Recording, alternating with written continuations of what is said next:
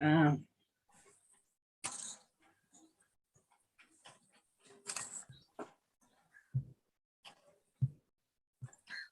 live stream, just it's in the live stream on our Mother Teresa's YouTube link.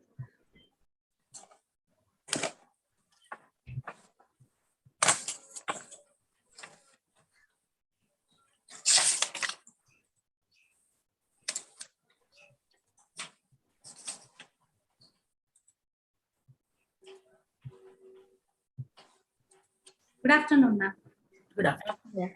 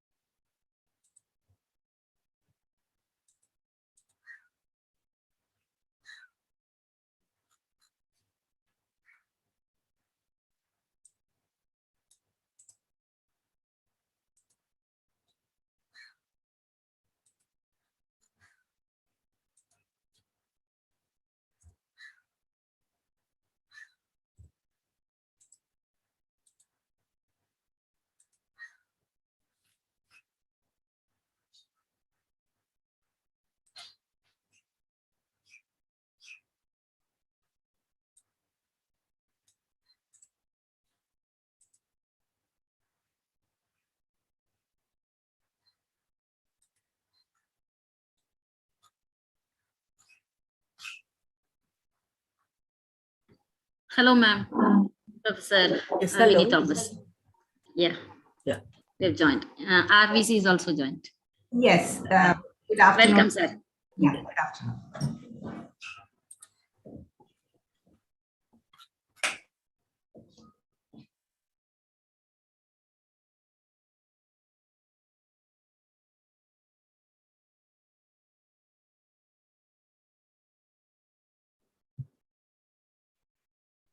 Ma'am, I hope everyone has joined. Professor Elizabeth, you could find her here. I have just messaged her and also talked to Dr. Malini. They are trying, they are not able to join. We can start, let them join. I'm already here, Professor Mani Meghalai. Oh, you are there. Okay. Sorry, Professor. No I problem. just messaged also. Okay.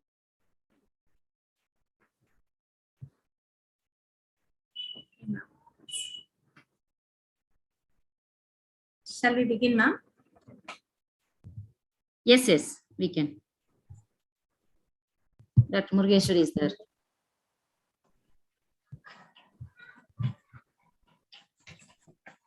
Very good afternoon to all, the Honorable Vice Chancellors, respected panelists, respected professors from different disciplines.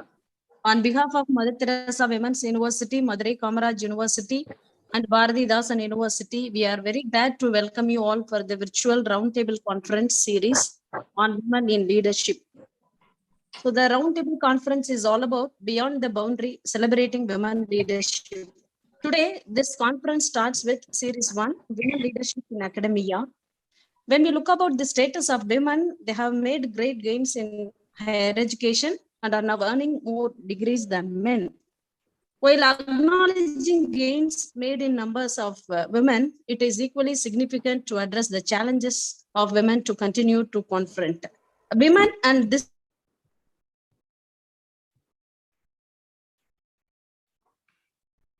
Ma'am, would You it are, be- she is muted. Yeah. Ma'am, Dr. Murugesh, yeah. please unmute yes, and ma'am, am I audible now? Yes, yes. So when the women, this especially the case of for those of color, are also underrepresented in tenure and full professorship, which in turn limits opportunities to advance into formal leadership positions at colleges and universities. So yet we know from research and our own academic experience that is qualified and ambitious when women are definitely not in short supply. So the compounding women's own or difficulties as leaders in higher education is the reality that we are also serving as models for our students. So among our general student populations and especially our growing adult learner populations are increasing the numbers of established women professionals who are returning for career advancement and their self-development. And it's a time to break all the barriers that comes on our way and celebrate the day. With this note, now I invite Dr. Meena Priyadarshini, Director, Head in Charge, Department of Women's Studies, Mother Teresa Women's University, to welcome the gathering. thank you, madam. Respected dignitaries on the dais and off the dais, it's my great pleasure to welcome you all for this roundtable discussion. A woman always has to prove herself and to the society that she is capable of breaking the glass ceiling and become a leader. The path is very hard. To motivate young upcoming women leaders and motivate other women to become leaders, the Department and Center for Women's Studies, Mother Teresa Women's University, Department of Women's Studies, Bharati Dasan University, and Department of Journal and Science Communication, Madurai Kamaraj University, jointly organized this roundtable series on women in leadership in commemoration of Women's Day celebration. In that aspect, we have gathered here for the first roundtable on women leadership in academia. So I welcome you all. First and foremost, I'm very happy to welcome on behalf of the organizing committee, Dr. Vaidehi Vijay Kumar, Vice Chancellor of Mother Teresa Women's University, who has concerned to preside over this forum. Welcome you, ma'am. Then I'm very happy to welcome Dr. Selva, Vice Chancellor of Bharati Dasan University, who has concerned to inaugurate this roundtable. Welcome you, sir. It's my pleasure to welcome the special invitees, Dr. V.S. Vasanta, Registrar of Madurai Kamaraj University, and Dr. Ramani, Registrar in charge of Mother Teresa Women's University.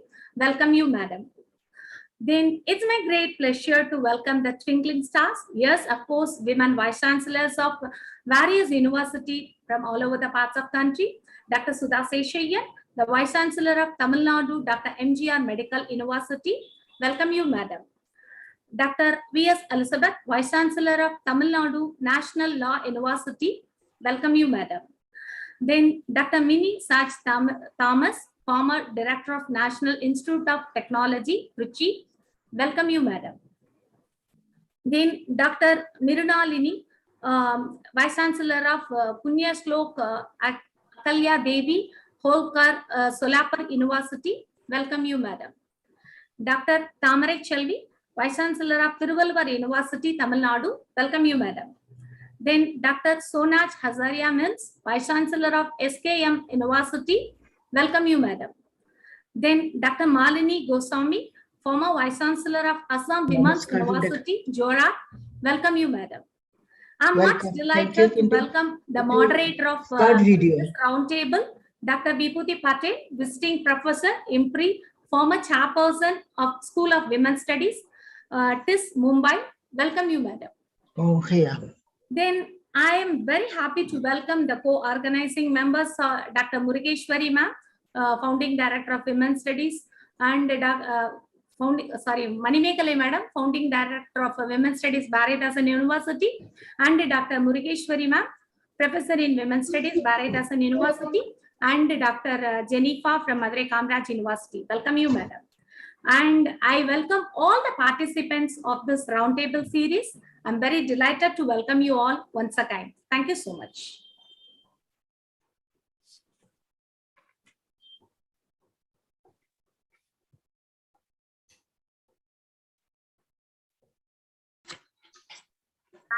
Thank you, Dr. Meena Priyadarshini. Now I invite Professor Director, Department of Women's Studies, Bharathasan University, Professor Manimekale, to talk about the theme of the roundtable series. Welcome, ma'am. Thank you. Welcome to the virtual roundtable series on women and leadership, to be held during 12th February to March 5th in commemoration of the International Women's Day. It is jointly organized by the Mother Teresa University, Madurai Kamraj University, and Bharathasan University on every Saturdays.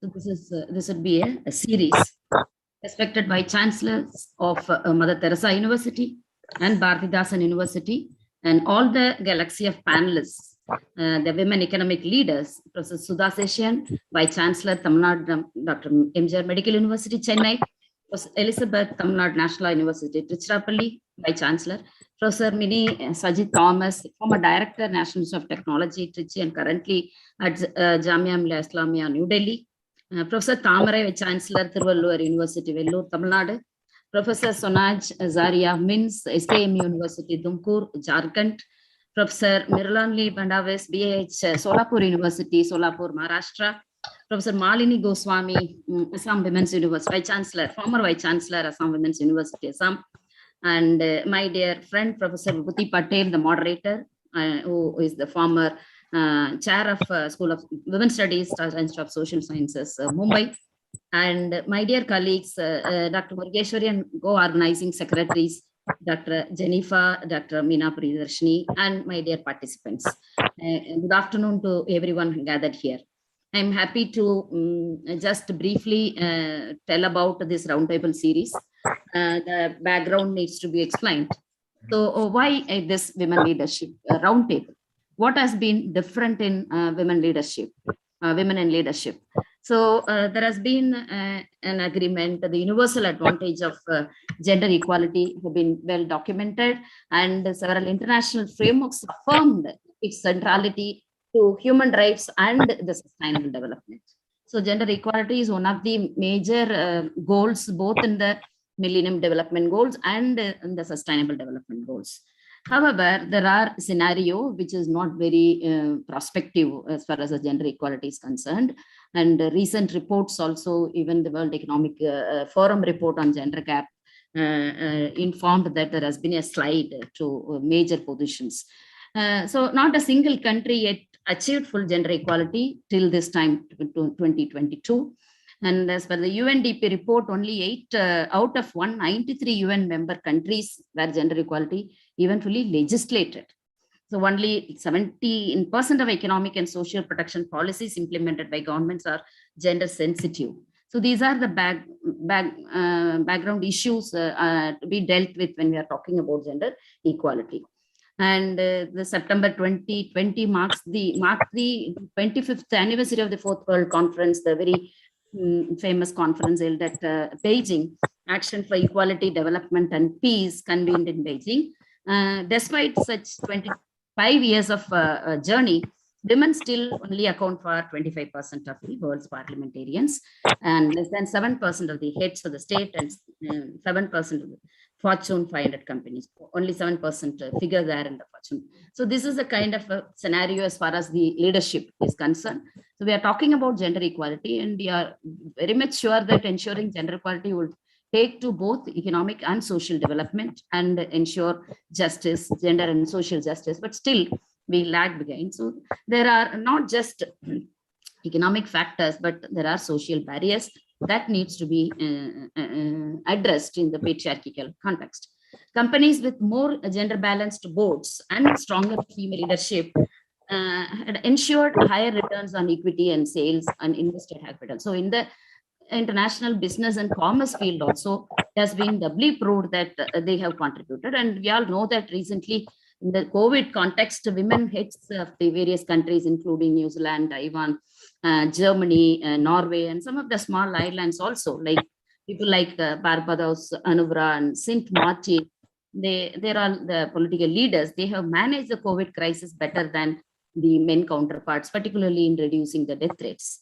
So it will be really better if half of the leaders are women and the half of the social reproductive activities, that is the so-called unpaid care work, is equally shared.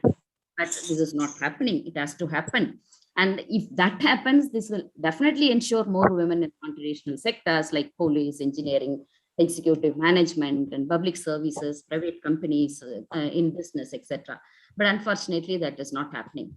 So the evidences, the research that are informed us that the women leaders, I think our colleagues here, the panelists present here will endorse to that, given their experience. The women leaders, I'm only sharing the research findings. Emphasis on consultation and collaboration with scientists and experts, put a premium on sustainability. That is very, very important to the present context of the SDGs. Compassion for putting people's lives first, ensure transparency, flexibility, and willingness to admit mistakes, and clear, consistent communication and encouraging values of cooperation and empathy. And this is always present with men and women, and it is additionally in with the research undertaken with the women heads, it was informed. So we also had with the UGC, the UGC capacity building program for women managers in higher education, and it had gone as a movement. Now it is stopped, or rather merged with the HRDC as a last program, but it's not actually happening in the perspective in which the UGC capacity building program was conceived. And it had created more than lakhs of women middle level officers into women leaders with the 5 day, 6 days programs. And also recently Ministry of Education introduced the LEAP program, where of course it is for both men and women. And there are some institutions which were so particular, including the IIT Bombay, where I had attended, very particular to bring 30% representation for women also in that. And so this is what leadership training is also offered, and the government is also concerned with that. And so with this background, we are going to have this 5 sessions on different 5 categories of women leaders, including academia, entrepreneurship and management, governance and administration, politics and media, till 5th March. And so we have to really work, and the panelists will definitely throw light on that, particularly the social barriers, where women go promotion, and that itself will put a hurdle for reaching the leadership positions. Withdrawal from labor market is a recent phenomenon in the middle class, and that is also to be addressed. And people are not qualifying or preparing for leadership due to personal, social, cultural, psychological factors.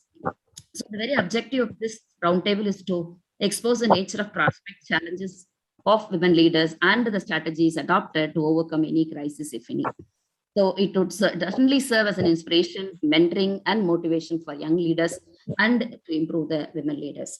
So I'm happy that we have around 10 vice chancellors present here, including the invitees, chief guests who are going to deliver the presidential address.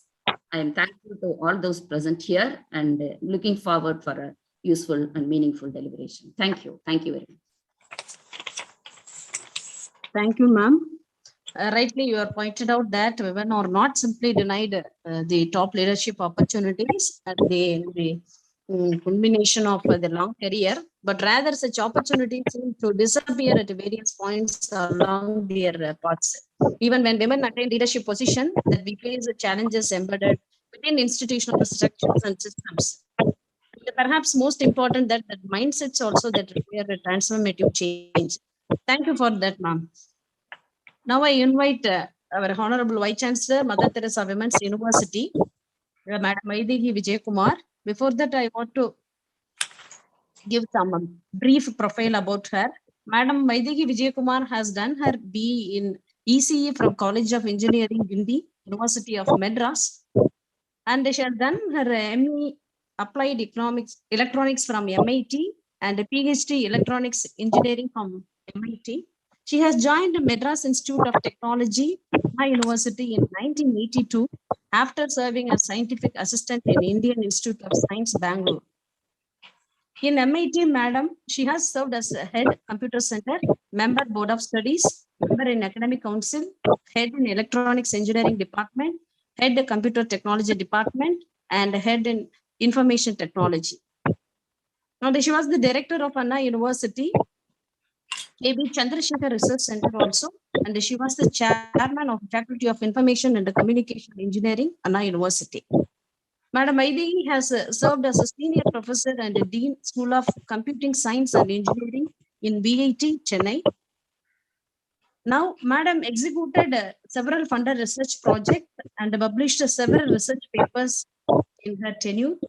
Not only in the national journals, even she has published a number of papers in international journals and conferences. She has received many awards from national and international level. Her areas of interest are networks, data mining, and image processing. Madam Maidi has worked as a professor for 12 years in Anna University, where she held the post of head of the department for 6 years and 10 months. She has also held the post of a dean in Bangalore Institute of Technology, and Madam has been a visiting professor at Ryerson University, Canada, and at National University at Nanyang Technology University in Singapore. Madam has guided 24 PhD students and has to credit 266 papers in international journals and forums. So with this brief, I will invite Madam Vaidehi Vijay Kumar, Honorable Vice Chancellor of Mother Teresa University, to deliver the presidential address of this series. Welcome, ma'am. Respected Honorable Dr. M. Selvam, Vice Chancellor, Bharatidasan University, Tiruchirappalli. Respected Registrar in Charge, Dr. V.S. Vasantha, Madurai Kamaraj University. Respected Registrar in Charge, Dr. T. Ramani Madam, Mother Teresa Women's University. Respected Director, Head in Charge of Department and Center for Women's Studies, Dr. S. Meena Priyadarshini. Respected Dr. N. Manimekalai Madam, Chair, Social Sciences, Director and Head, Department of Women's Studies, Bharatidasan University. Respected Dr. S. Jennifer, Professor, Head and Chairperson, Department of Journalism, Science and Communication, School of Linguistic and Communication, MK University. Respected panelist, Dr. Sudha Seshayan, MS, Vice Chancellor, Tamil Nadu, Dr. MGR Medical University. Professor B.S. Elizabeth, Vice Chancellor, Tamil Nadu, National Law University, Tiruchirappalli. Professor Minnie Saji Thomas, former Director, NIT Tiruchi. Professor Mrinalini, Vice Chancellor, Nagpur University. Dr. Thamarai Selvi, Vice Chancellor, Tiruvallur University. Professor Sonaria Mins, Vice Chancellor, Sido Kanhu Murmu University, Tumka. Professor Malini Goswami, former Vice Chancellor, Assam Women University, Jorhat. Moderator, Professor Vibhuti Patil, Visiting Professor, IMPRI, Mumbai, and other participants, my dear students, very warm good afternoon from Mother Teresa Women's University for the virtual roundtable conference series on women in leadership. As rightly pointed out by Dr. Manimekalai Madam, there are 5 different topics, and we have Beyond the Boundary celebrating women leadership as today's series being conducted by 6 different panelists. Here, this is a very good initiative from 3 universities, Mother Teresa, Madurai Kamaraj, Bharatidasan, and I thank the coordinators for having come together for organizing this.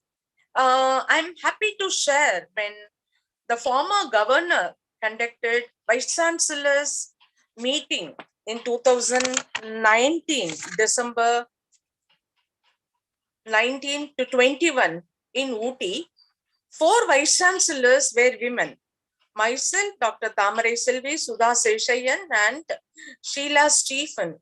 So, we around 16, when 4 members were women, we felt very happy. Earlier days, coming for higher studies was very difficult, and all of us remember Bharatiyar for making all the women to come for studies. Now, women have elevated and they are in a position to go for higher studies, because if you see the top ranking +2 students, most of them are women, and when they come for school education, they are definitely better than men. Then when you come to college education also, the same thing holds good. But the moment they get married, they find it extremely difficult to balance the time, because they need support from the counterpart, family members, and God has given certain responsibility to women. That means they have to carry the child and they have to feed the child, and at least for 2 children, 5 to 10 years, there will be a problem of balancing the time. So obviously, most of the women, once the children goes to school, once again, along with the children, they will also go for the leadership activities in their career.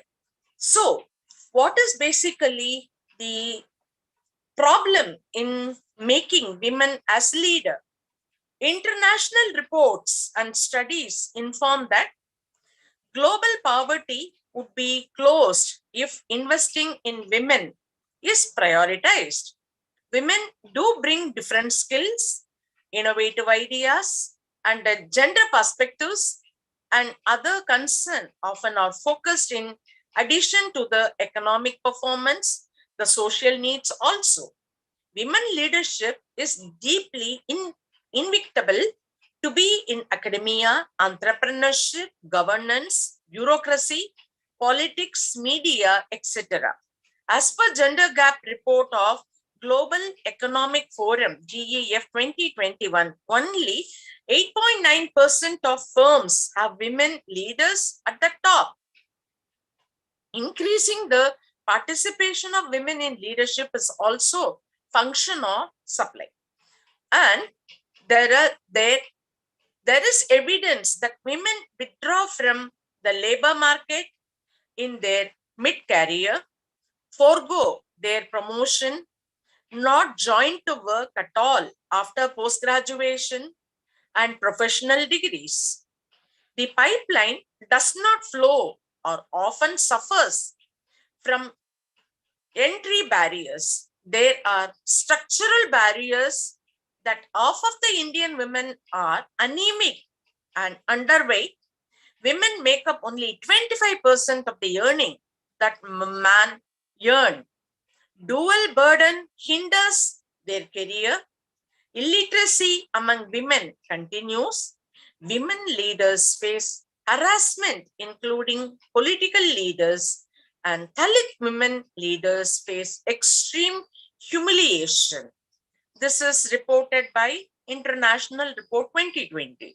In this context, those women who have excelled in leadership and sustaining success in the top position in various fields are no doubt to be celebrated. The path that every leader in various fields has got to convey a lot to others. They may be full of thorns, extreme vulnerabilities in both the private and public spaces. Both the leaders must have overcome all the hurdles and proceeded their journey. Such leaders in various fields and their experiences would certainly inspire others and show a role model to others. Given that young leadership is on the increase and the need for mentors and role models have been understood and felt need to offer some guidance to the emerging leaders. It would be contributive if exposure is given. What needs to be done to address the gender gap, to keep pipeline flowing, defreeze the chilly climate, and make the work environment conducive for women to enter and grow to leadership position.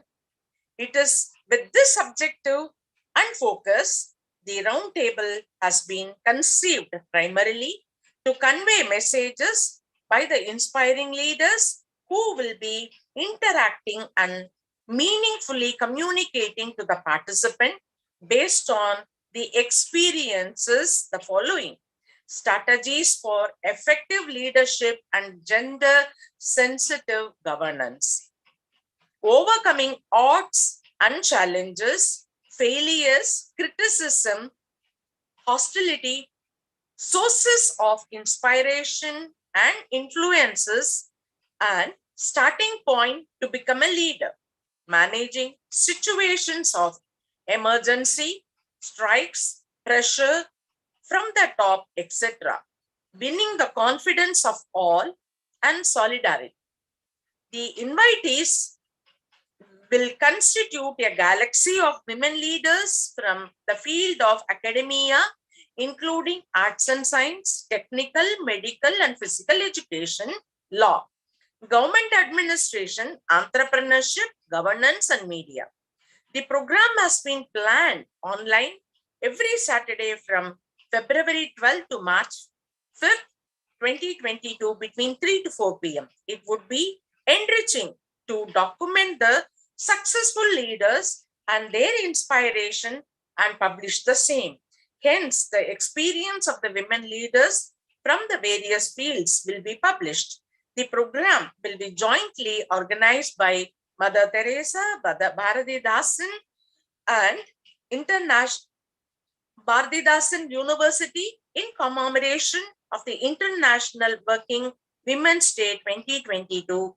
And I wish all the best for the people who are organizing this, especially Dr. Manimekale, Dr. Jennifer, Dr. Meena Priyadarshini, and I wish this series a big success, and whatever the discussion, the programs, the lecture notes, the comments, the deliberation will be published in our Gender in Progress journal, and it will be made available in our conference, in our website of Mother Teresa Women's University. So I once again thank all the vice chancellors and organizers for organizing such wonderful event, and I wish them all the success. And we have to definitely motivate our members to cherish the memory of our 75th Independence Day, and we should know women freedom is very important.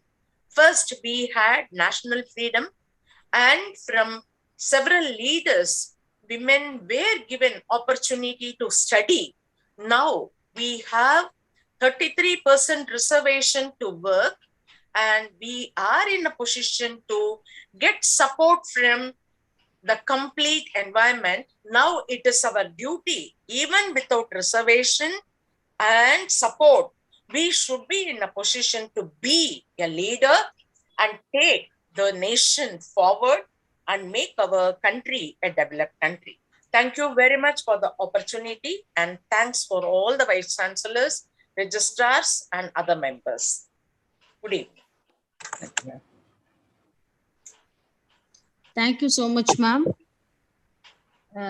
It is exciting to see women aiming for and winning leadership roles, especially knowing the challenges that they have had to contend with along the way. Even though most of the organizations and educational institutions are putting effort into building gender balance, so there are something men will stand face which men don't.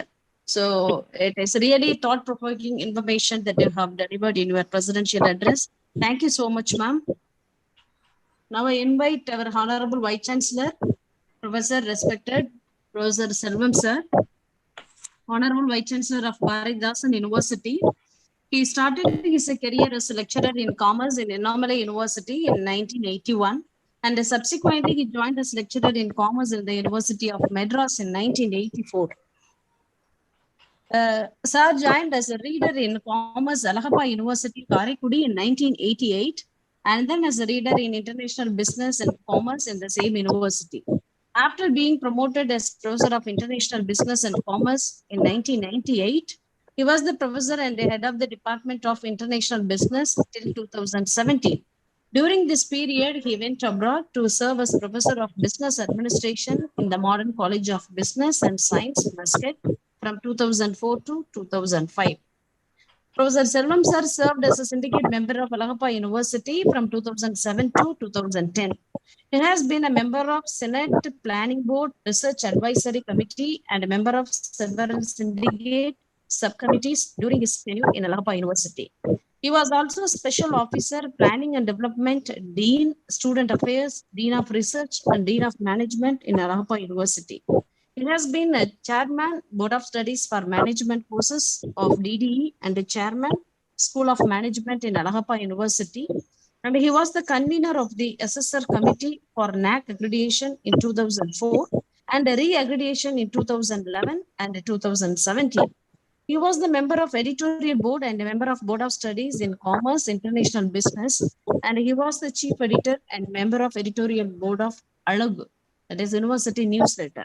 He was the member of Academic Council, Admission Committee of NSS Advisory Committee of Allahabad University. Professor Selvam Sir has served as a member of Evaluation Committee, evaluating colleges in Tamil Nadu and Orissa for granting autonomous status by UGC. He has coordinated the drafting consultations, stakeholders meets on behalf of Allahabad University and drafted the report of opinions and comments on new education policy 2015 for submission of MHRD Government of India. Professor Selvam Sir received, there are a lot of honorary consultancy and he has received a number of awards from national and international level. Honorable Vice Chancellor took part in Higher Education Promotion Summit in Dubai, representing Allahabad University in 2007. And Sir guided 12 PhD scholars, 56 students have completed their MPhil research, and over 200 students have completed MCOM MBA project under his guidance. Sir organized many programs like seminars, conferences, inaugural. He delivered inaugural address and special address, keynote address, and he acted as a chairperson, patron, and delivered valedictory address, etc. He has received Sri P.K. Das Memorial Award, Best Faculty Award, and a Lifetime Achievement Award from Nehru Group of Institution, Coimbatore. More than that, he is giving a lot of input, particularly to Department of Women's Studies, encouraging us to have number of programs to enrich the society. With this note, now I invite Honorable Vice Chancellor of Bharatdasan University to deliver the inaugural address for this series. Welcome, sir. Thank you, Madam. Good afternoon. Hope you are all fine I am addressing from my home in Tanjavur on way to Chennai day after tomorrow for syndicate meeting. It's a great event. When you use the word roundtable conference, I think of 1931 Mahatma Gandhi ji going to England for those roundtable conferences securing freedom for this country. You are trying to secure recognition for women leadership. Anyway, under the aegis of Gandhiji's freedom, I think we have achieved fairly good, and we can achieve more. We can break glass ceilings or any ceiling for that matter. Madam was, before I proceed, I used to proceed with the topic instead of paying my tributes to other speakers. At the outset, I place my appreciation for the vice chancellors who are participating in this roundtable conference, especially Madam Dr. Vaidegi Vijayakumar. Her name itself is a great name. So it's a great, a well-accomplished leader, women leader, institutional leader. Madam Dr. N. Mani Mehalai, our Director of Women's Studies Center, the HOD of that department, and many programs she is organizing. She is known all over Tamil Nadu. I think in Trichy is well known, I know. Madam Dr. S. Meena Priyadakshini, who had welcomed all of us here for this event. Madam Dr. V.S. Basanta, the registrar in charge of Madurai Kamaraj University, she is going to address later. Similarly, Madam Dr. Ramani from Mother Teresa University, Dr. S. Jennifer, and all the panelists, and we have invited great panelists. So all are 12 kind of personalities we have roped in for having a nice discussion on this great topic of women leadership in academia. That's nice. Now, Selvam biodata, Madam, I think fairly elaborately she had given.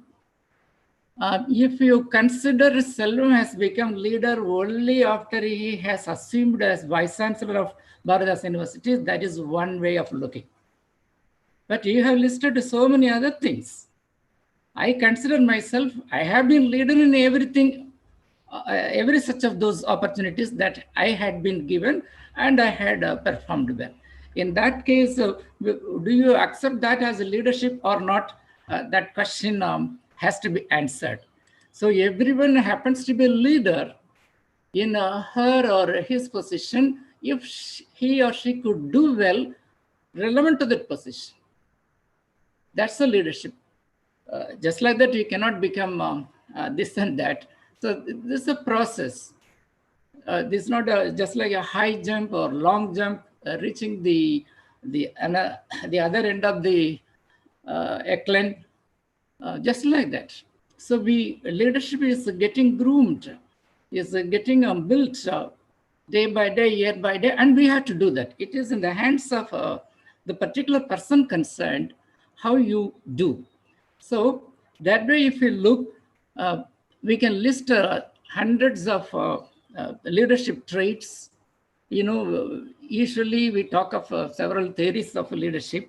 The trait theory of this thing, then process theory, people talk several other things. When traits are put into action, that become process.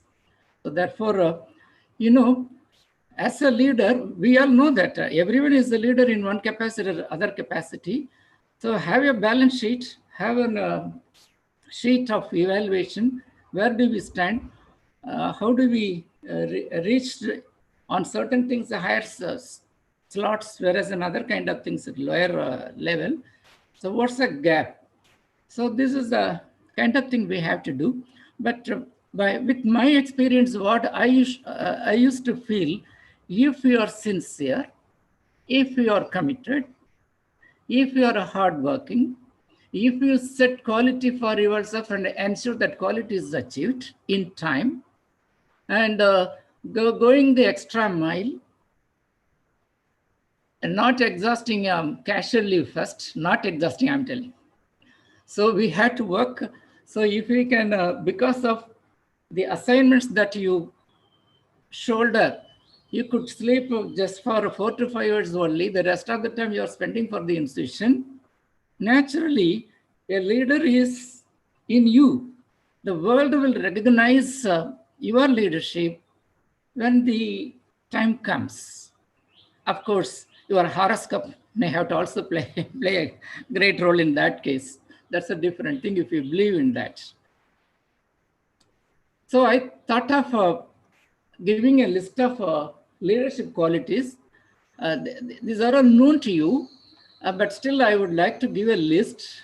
Just like that, I could, as I was listening to the presentation, I was also web browsing and getting the list, a good list. I have got it. Quickly, I will read this out. A belief in yourself, belief in oneself. That's very, very important. So many works are thrusted on you, and you're not afraid. Yes, I can do that. Yes, I can do that. If that is the kind of thing you have, that means you have to make sacrifice. Unless we are ready to make sacrifice, we may not become a great leader, despite the fact that you may have a tag.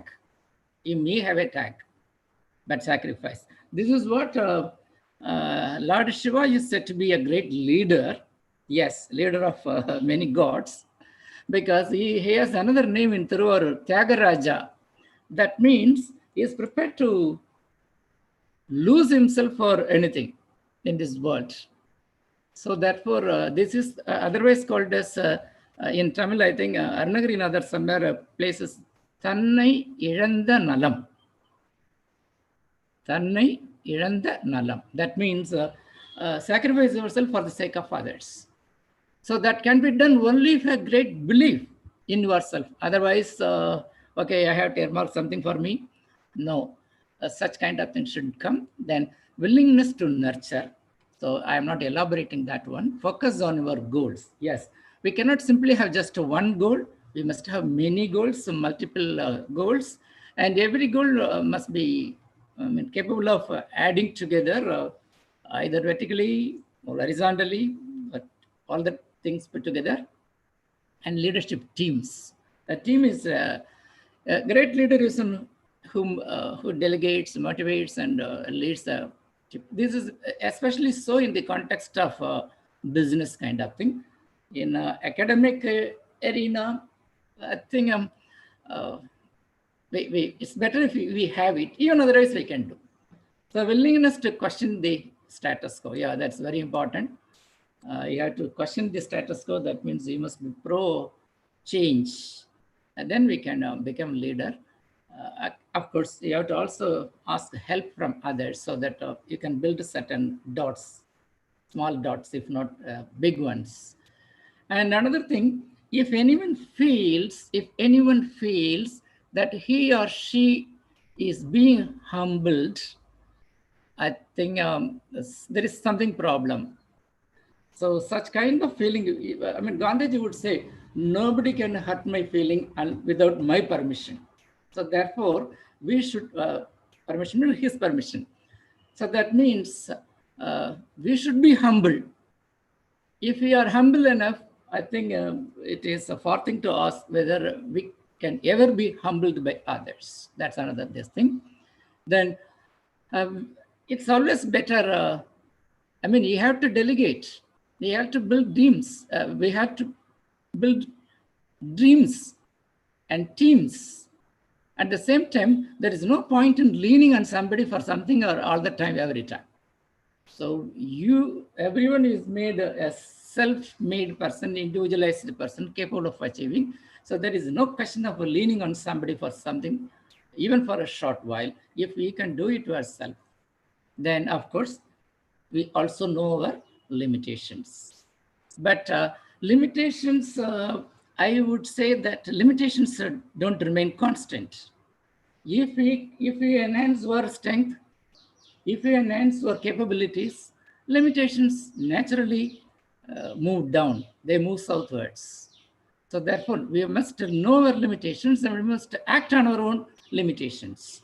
Then don't command, empathize. Yes, that is very important in these days of psychology of people, especially employees, even students for that matter. Then if we try to elevate others, we get ourselves elevated. How we can elevate others? It's very simple. Don't just don't intervene. That's all. If they are finding ways to get the organizational ladder up, well and good. Wish, let them go. So therefore, that is focus on elevating others. We have to think of some transformation leadership, all the things we know that we have to do. And also certain list, just quickly pass through the self-esteem. That means very important, self-worth, assertiveness, mentors. Yes, these mentors, whom you are taking as mentors. That's very important. So the mentors may be people like us, that is with humans. It can even be gods, divine power. If you believe in your God, perhaps the God will help you, certainly. So then you can also think of, this is very important, leading by example. Yes, I emphasize that one. We have to set an example. I think Gandhiji used to be the change that you want others to be. That means we have to lead by example. Then exceeding the expectations. Yes, when I was involved in the assessment process of Harvard University for about 12 years, I used to set the quality benchmark of that university, exceeding the expectations of any team member that would visit that university. So that's a kind of focus I used to have, because we have to define quality in our own way. We should not just go by the quality benchmarks that NAC has given. Beyond the NAC parameters, its stipulations, we have to move. That means exceeding the expectations. Then one of the vice chancellors used to say, I love Selvam sir. He is dependable. That's all. That means we have to be dependable. When we are dependable, I think the leadership tag will come to you. Leadership responsibility, position, authority, etc. will come to you. Then, of course, emotional intelligence is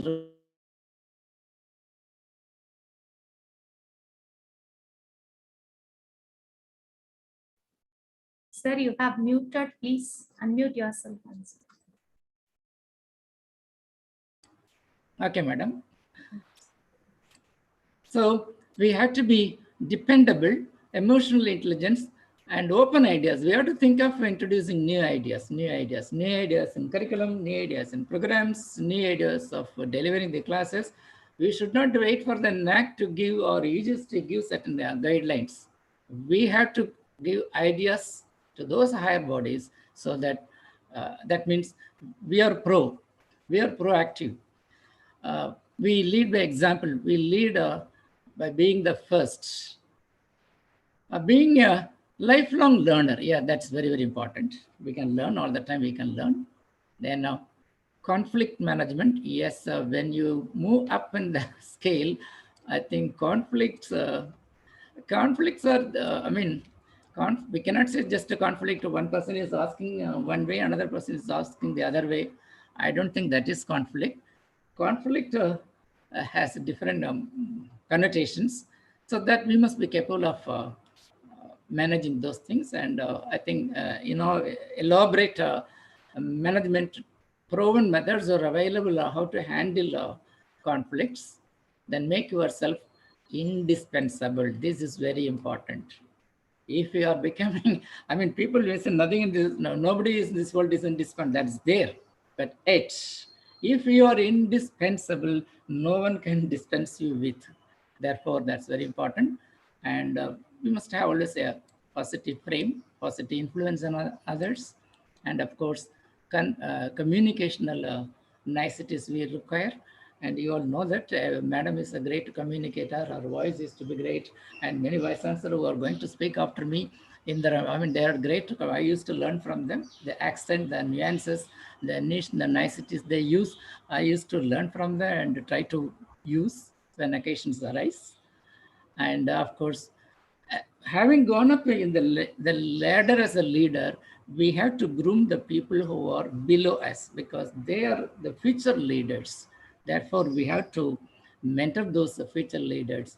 The leader's responsibility is also to create. One of the responsibilities of a leader is to create future leaders from his own or her own colleagues. That's very important.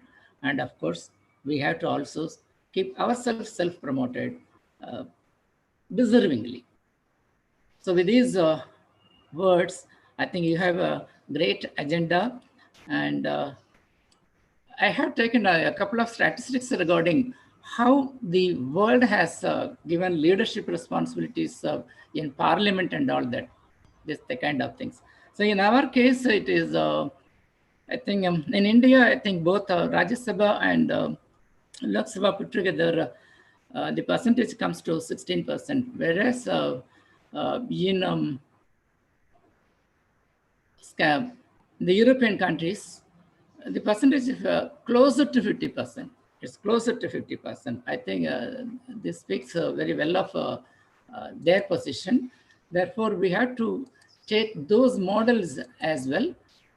And but I would say that it's not that title or tag that one is recognized as a leader. Even without title, even without tag, one is adjudged as a leader by his or her own actions, performance, whatever his or her position is. Thank you for the great opportunity, madam. Thanks everyone for your time, valuable time shared with me. Thank you so much, sir. More than that, every leader must have the innovative ideas, emotional intelligence, and they should be the lifelong learner, and they must have positive influence with good communication. But more than that, sir, the women are facing unique challenges, or women leaders, whoever may be. They have still continued to push through barriers as they serve their mission and reach their full potential. All are support both men and women or different community without any race, class, caste, any discrimination. If we work in a same mindset, definitely will reach the goal. Thank you so much for your address, sir. Thank you.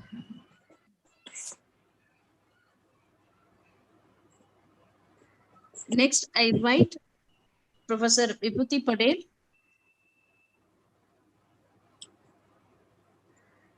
She is going to lead the panel discussion with the different panelists.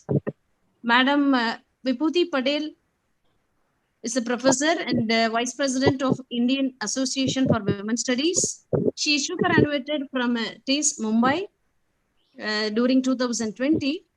Madam Patel worked at the Advanced Center for Women Studies, School of Development Studies, Tata Institute of Social Sciences from 2017 to 2020.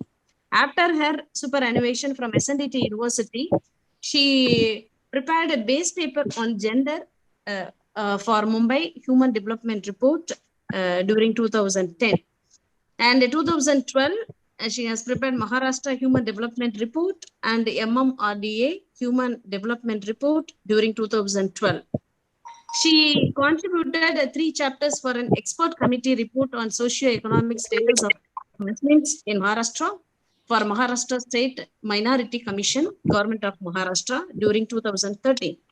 As an expert committee member of the Working Group of Discrimination Against Women and Girls of United Nations Human Rights Council, she contributed to prepare a report on women's human rights in changing world of work during 2020.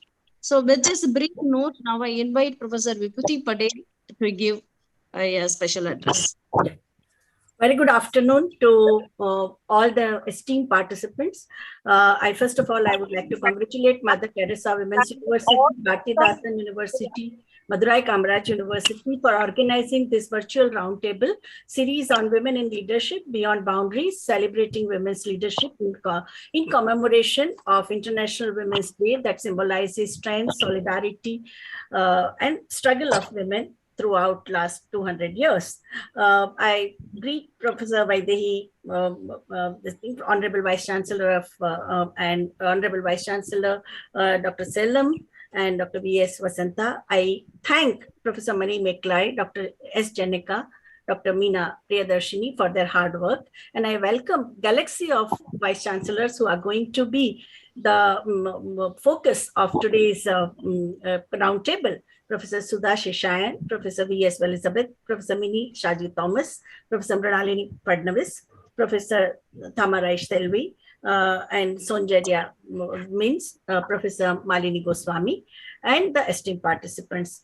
My previous speakers, I think, especially in the introductory lecture and welcome lecture, Professor Vaidehi's introductory remark, Professor Selvam, they have set the metrics and they have set the background of what journey that we have had, but I would just like to highlight certain milestones that it was in 1974, a Towards Equality report, which was debated in the parliament, and the luminaries like Dr. Veena Majumdar, Dr. Meera Desai, they debated, and first time the question of women's leadership was debated in the mainstream politics. 1975 was declared as International Women's Year, and during the decade of 1975 to 85 also, the question of leadership was very prominent. Nairobi forward-looking strategy which were presented to 165 countries at the end of the decade, also broached the subject. And then what we had was a UGC chairperson, the first UGC chairperson, Professor Madhuriben Shah, when she started the question of women's studies as a discipline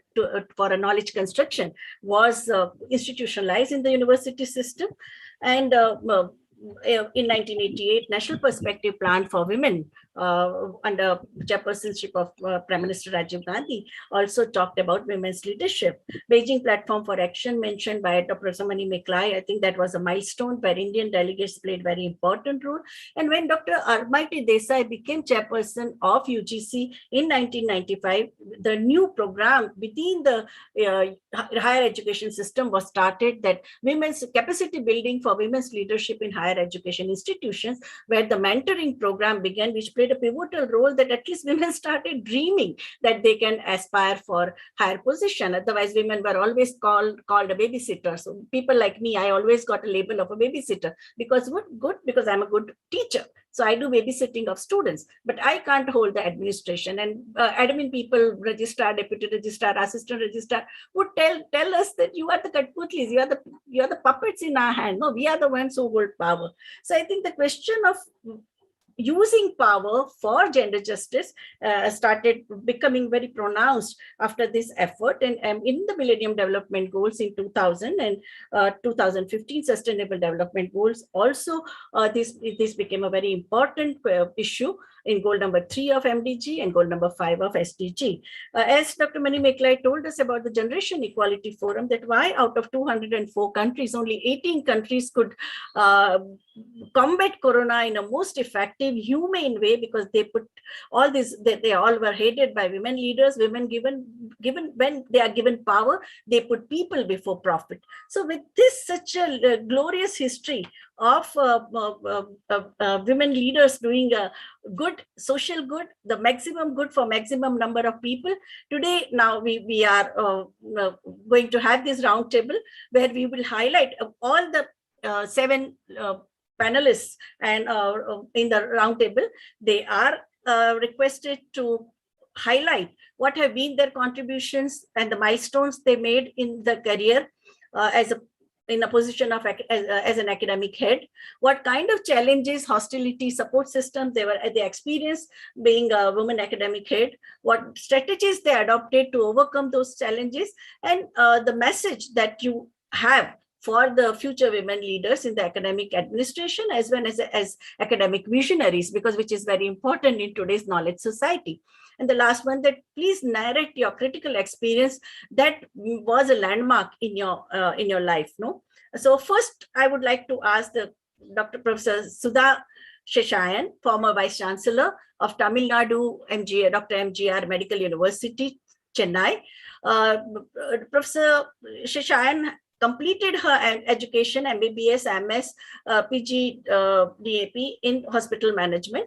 And she has rich administrative experience, having held various positions, including the post of Vice Principal of MMC, and has been a member of Premier Editorial Review Board of Grey's Anatomy. We all know, I think many of you must have seen the serial also, Grey's Anatomy. And she continues to be a member of International Advisory Board for reviewing the publications of Grey's Anatomy Journal. Now, I would like to ask you, madam, that in a highly masculine medical science, how strategies for effective leadership among women and also the gender sensitive governance in the medical institutions can be ensured? And what is the coping strategy to deal with experience of glass ceiling, that means vertical discrimination most of the women face, and also the sticky floor syndrome, where the fear of success or self-doubt or the microaggression that you face in your day-to-day life just discourages you to even aspire for promotion or a very important position? Ma'am, over to you. Thank you very much, ma'am. Thank you very much, and good wishes to everyone here. Not going much into the jargon, I would just say a few things. I personally believe that women achievers will have to first come out of their shells of being women. And the second step would have to be assure their own selves, be firm in their own achievements, in their own scholasticity, and in their own values. Ma'am, you rightly said that it is more of a masculine world. The scientific world appears to be a masculine world, and there are many studies which even reveal that even amongst the Nobel achievers, women are a minuscule percentage. The major reason is that there is a hesitance amongst women to come out boldly and take a few bold steps. I think Dr. Selvam was talking about the time, the time that you need to spend on something, and everyone is a leader and so on. One major thing in science and scientific world and medical world is that you will have to spend almost 24 hours on your work. And that keeps many women away, but it's a good thing that we see today many women are coming in, because we have understood to adjust things and take things in the right way. When it comes to time and when it comes to achievement, my first suggestion would be to not try to be a superwoman. No one can be a superwoman. If you do not know some area, do not hesitate to say that you do not know that area. Try and learn, especially in administration and management. When you want to ascend leadership roles, you probably will have to learn every day. When I was an assistant professor, maybe I did not know much about administration. When I was only a practicing surgeon, when I was in the operation theater, I did not know much about administration. But then when I came into an administrative area, I had to learn. So it is that not all of us know everything all the time, and we don't have to worry about it. We don't have to kind of, shrink ourselves thinking I do not know this and people will tease me and people will look down upon me. Yes, I cannot be a superwoman. I do not know Mandarin Chinese. And do you underestimate me for that? Do I underestimate anyone who does not know some area? We can always learn. No, achiever learns every day. So please do not give more importance to know everything every time. It is that you need to learn at the correct point of time. Now, number 2, do not wait for approval from everyone. I say this because I come from the medical world. And I do understand that biologically, whatever we talk about, biologically, all of us, most of us are women, and it is there in our chromosomes. It is there in our genetic makeup. For example, I'll tell you, I'm very happy to share this information with the people here today in the audience, the women here. We've been for time immemorial saying that the brains of men and women are the same. Please take it from me, they are not the same. They are not the same. Biologically, there are lots of differences. The way the brain thinks, the way the brain is made up of, internal structure. A woman's brain keeps thinking more and more. There is so much of circuitry there. It tries to match one with another. That is the reason we always say, women, we tease women saying that you match clothing, you match fabric, but that is a plus point that you have. There is so much of neuronal circuitry in the human brain, in the woman's brain, that there is an inherent tendency to match things. If you let two children, one a girl child and one a boy child, to pick up toys, it is very, very easy to find out the girl child will only pick up toys which mix and match. But the boy will pick up things which are huge in appearance, large in appearance, and throw them the moment they get it into their hands. Now, this is there, the biological inbuilt. And what we can do is develop on what we have and not fight it out. You go against the stream, you lose it. Don't go against the stream. The plus point that the woman's brain has is an emotional strength and the strength to link up, associate things, even if they are very small. But the inherent difficulty, once again, in a woman's brain is to kind of wait for everyone's approval. You dress up well, you want someone in the family to come and tell you, oh, you're looking pretty today. Don't wait for that approval. You don't require that approval. If you wait for that approval, okay, fine, the approval comes, it's fine. But then if you wait for the approval, you get dejected if it does not come, and don't go into a kind of a depression. I don't require someone's approval as long as my conscience is correct and I keep doing things the right way. What is fitting to my responsibility, what is fitting to my duty, I need to do. I tell this because I again and again emphasis on this because many times I find young girls waiting for the approval, and that is where they get sidetracked. So these are two things which we have to remember. One is that develop on our own plus points. We have certain plus points like emotional strength. Please develop on that. Don't wait for a kind of, the other thing which you do not have to come to you. And second thing, do not wait for the approval. Don't try to be a superwoman woman and try to do everything at that time. Now, I'll also narrate one thing that I have faced in my personal experience. When I joined the medical institutions, I was a surgeon and then I migrated into teaching and then I migrated into a little of medical administration and medical overseeing. At which point of time, when I started teaching, I found many of my students were much, much senior to me by age. It happens in the medical world because people come to do their post-graduation well in their 40s and 50s. And that time I was just about in my late 20s. I had completed my PG and then I was entering into teaching, wherein I was just in the late 20s and I found 50 plus sitting there. I still remember a remark which was made by one of those students. The day one class, I had to do a class on embryology. You can understand the development of embryo. I had to do a class. And then as I walked in, I heard one voice coming from the top of the gallery hall. Oh, here comes an embryo to do an embryology class. You can imagine the kind of, the reaction that I would have had. I was very young and that person was trying to refer to me as an embryo coming to do the embryology class. But then I didn't bother about it. I just remained cool. I started my class.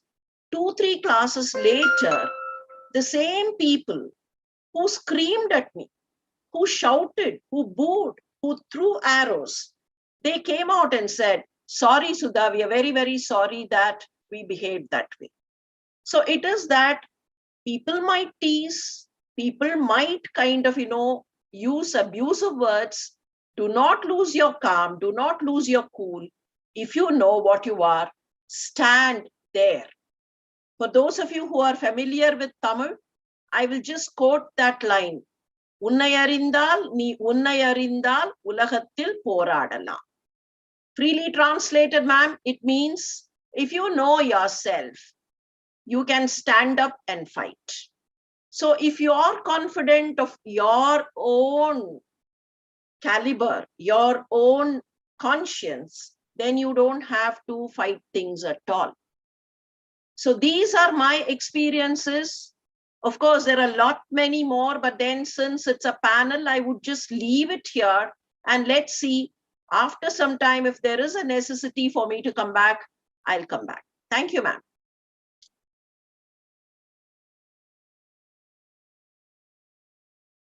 Ma'am, you'll have to unmute yourself. Vibhuti, ma'am, you'll have to unmute yourself. Yeah. Thank you, madam. You gave us valuable gems. Do not try to be superwoman, very important. Achiever every day learns and do not wait for approval of everyone. It's extremely useful for women leaders. Now I turn to Professor Elizabeth. Professor Elizabeth is has been she has worked as a professor in history and feminist legal theory and at the National Law School of India, University, Bangalore. She was the first faculty with a master's degree in history to join faculty of NLSU, teach history in what was then an experiment in legal education in India, set up by Bar and Bench of India. She had the responsibility to design 3 courses for teaching history to law school students. She was one of the founding members of governing board of IALS from 2005 to 2005 to 9 and 2010 to 13. And in 2012-13, she was appointed as a member of high-level committee on status of women by Government of India. Most of her publications are on themes related to law and violence against women. And she's passionate about her students, about history, and about women's right to live with dignity. She's an executive committee member of Indian Association of Women's Studies in the previous term and also current term. Now, my question to Professor Elizabeth is that can you share the prospects and hurdles for women, specifically in legal profession, and how did you overcome these hurdles personally? Can you share your experience as a woman leader in a law profession so that the young leaders can get guidance and find motivation to take leadership roles? And how do you visualize empowerment of women in the legal profession, which is currently equally masculine? Thank you, Professor Vibhuti Patel, and thanks to Professor Mani Megalai for inviting me to be on this panel today. It is my pleasure to be here amongst such a interesting group of women achievers to share, our experiences. Of course, the first thing I want to say is that I'm not a legal professional, so that is something which I don't think people realize. Just because I head the National Law University and I've taught at the National Law School of India, University, Bangalore, people assume I am a lawyer. I'm not. I'm a professor of history with a bachelor's degree in law, and that's simply in order to give me credibility for the work in women and law that I do, rather than because I'm particularly passionate about law. I'm not passionate about law. I'm passionate about women's issues. I'm passionate about teaching history. I'm passionate about feminism and feminist jurisprudence, but not about the law itself. So it's a little difficult to answer this particular question in terms of, what are the hurdles I have faced in the legal profession. The kind of hurdles that I have faced is more in terms of me being a woman and teaching history in a law university. And now I am the first, not really the first, I think the first vice chancellor who was not a law teacher and who became a vice chancellor was Professor Mani of the Gujarat National University. He was a professor of international relations in JNU, and then went on to be appointed as the vice chancellor of the Gujarat National Law University.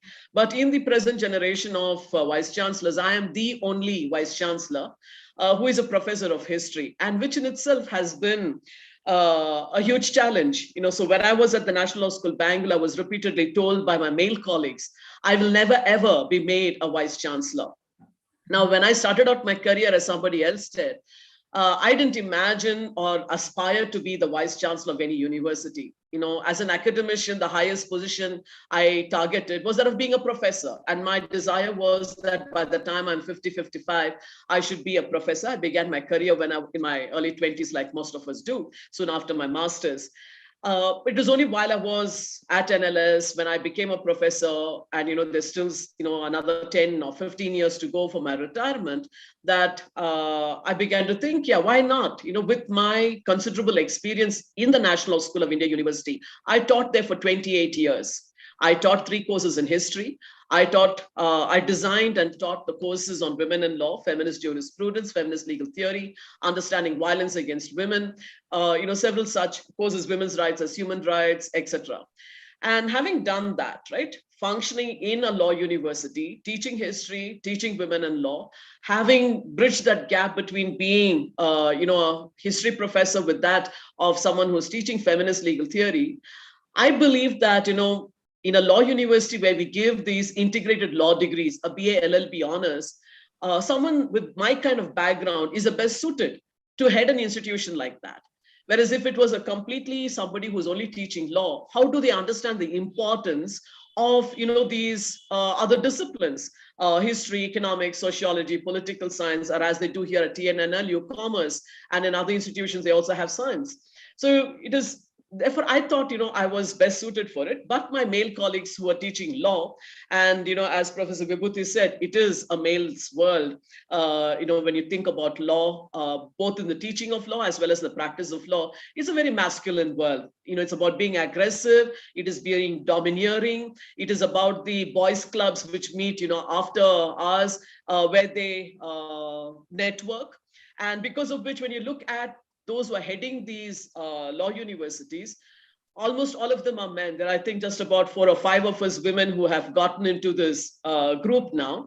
And therefore, these men continuously kept telling me, I will never, ever be made a vice chancellor. And also because I'm a bit of a nonconformist in the kind of clothes I wear. I never wore saris to my classroom. I wore jeans and t-shirts or kurtas, whatever was, comfortable for me, occasionally wearing a sari. So I began my career wearing sari all the time. So I was told that if I don't wear a sari, I'd never be selected as a vice chancellor. So that was made a criteria. Imagine that one of the eligibility criteria for a woman to become a vice chancellor, you must wear a sari. So that which would mean that every woman in India, practically qualifies to be a vice chancellor. And then I was told I don't have a master's in law. And if I don't have a master's in law, I'll never even be considered to be a vice chancellor. But here I am, heading the Tamil Nadu National Law University as only its 4th vice chancellor since the university came into being. So what are the challenges? If I have to leave my life out and just look at women in the legal profession and women in the law teaching institutions, the challenges women face are, many. One is as a woman, and I beg to differ with the earlier speaker, the Vice Chancellor of the Tamil Nadu, Dr. MGR Medical University, because I don't believe that men and women's brains are wired differently. I think it has got more to do with the fact of our socialization. How we are brought up as girls and boys. What are the things that you're given, to play with, to choose, from the time that you're a little child, how much you are given a say in the things that you can do and have to do for yourselves from the time you're a child. Because I believe that it is my upbringing which has made me who I am, besides the fact that it is God's grace that I am, the Vice Chancellor here. And so in that context, it isn't that women don't have the capacity or the kind of thinking that is needed to be, in the legal profession, where supposedly logic and reason are, very important. And what I have often found is this male logic and reason is the most illogical and irrational, to say the least.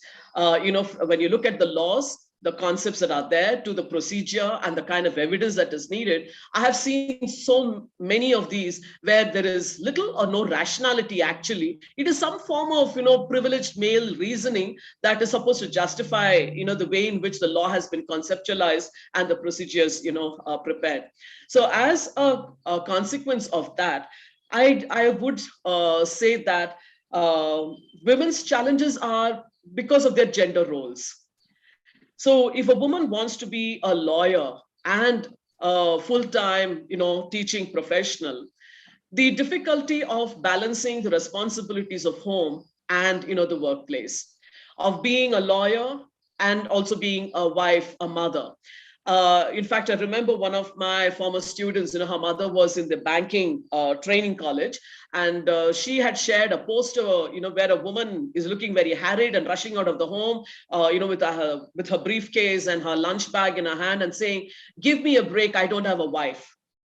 Right? I mean, we don't realize the things that you need to complete before you can go out to work, the things that you have to do when you come back home, that you don't have the privilege of time.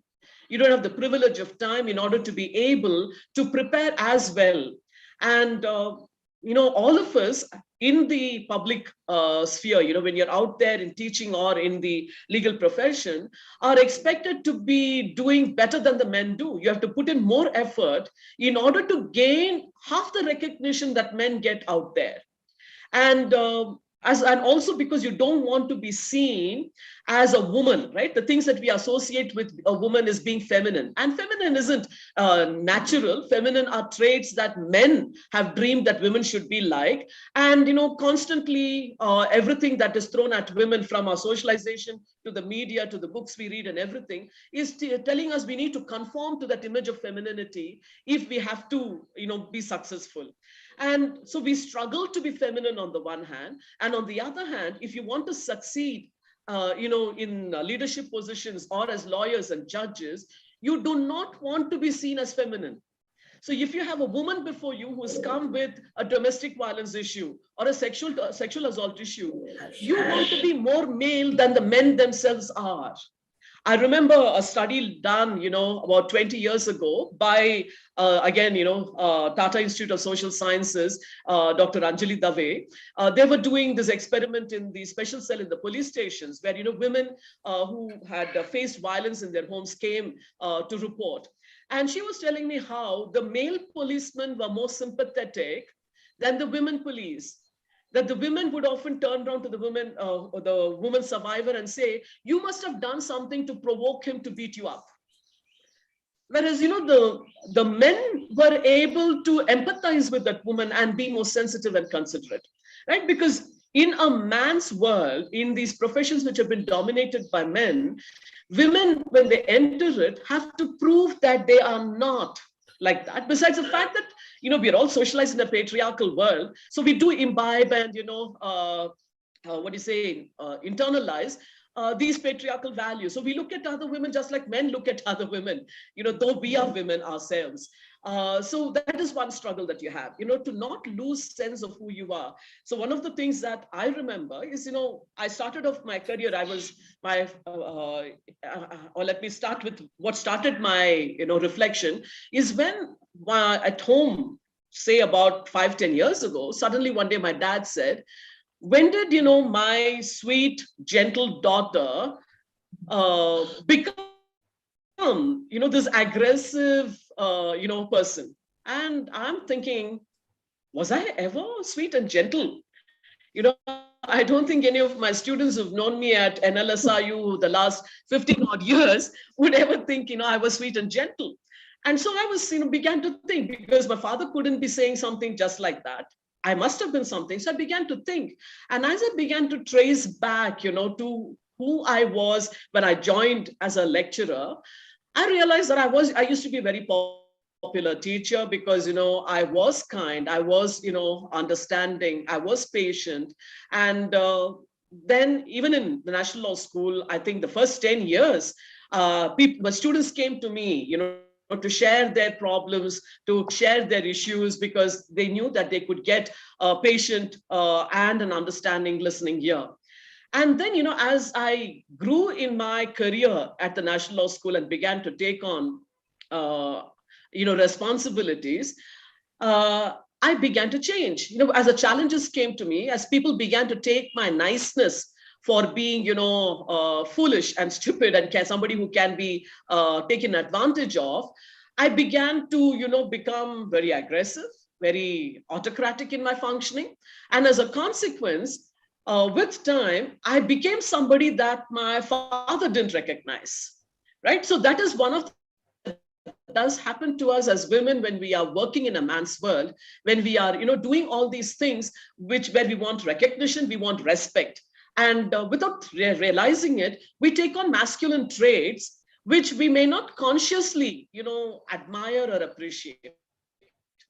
And therefore, I think that's one big challenge. The second challenge that women in the legal profession face is the fact that you cannot progress, you cannot get your clients without networking. So if you take just the position of vice chancellors of these national universities, you'll find that that is a boys' club, right? They are the search committee, and they will select somebody that they are familiar with, that they meet with, they talk to, and that person will become vice chancellor here. Now that person will be in the search committee for another university, and so on. The only reason that I am here is because the search committee for the Tamil Nadu National University's vice chancellor consisted of 2 people who are not part of this particular boys' club.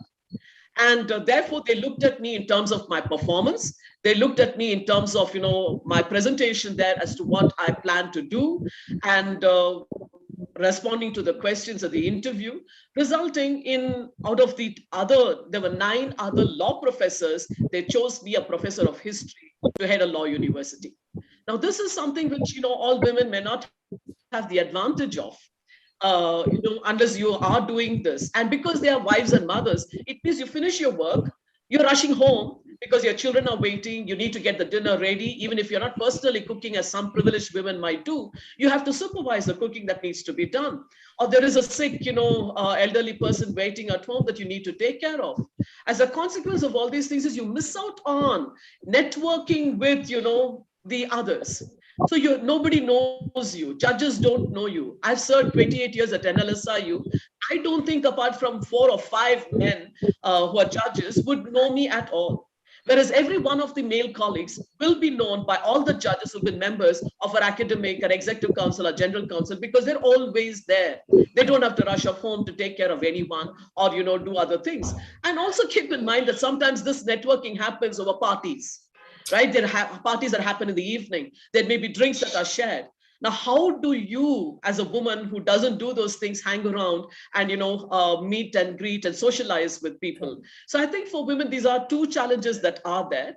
But at the same time, I think is to, recognize the fact here I am. There is the Indra Jaising, there is Flavia Agnes. There are so many women now who have been elevated to the positions of judicial officers. There are so many other women today who are vice chancellors of these law universities, which means that you can be who you are, so long as you are hardworking, have confidence in yourselves, and, do the best that you can in your position, and not compromise on values, not compromise on your integrity. Walk the talk so that you command respect, and someday your work has to be recognized. Thank you, Professor Elizabeth, for sharing your extremely inspiring journey in a very erudite manner. I think the learnings from your experience is that importance of being interdisciplinary, very important. Being confident, having great determination and academic excellence are extremely important for a women leader to get respect as well as position. Bridging the gap between different disciplines is a very important task that we, all the head of the institutions and the academic leaders need to do. And specifically highlighting importance of socialization. So I think that is a good message, that how we do the mentoring and nurturing of our children, boys and girls. And time management is a very important lesson that you have given. And I think how to break the old boys club and also create a matriarch club, to nurture and mentor young women to become future leaders. So thank you very much.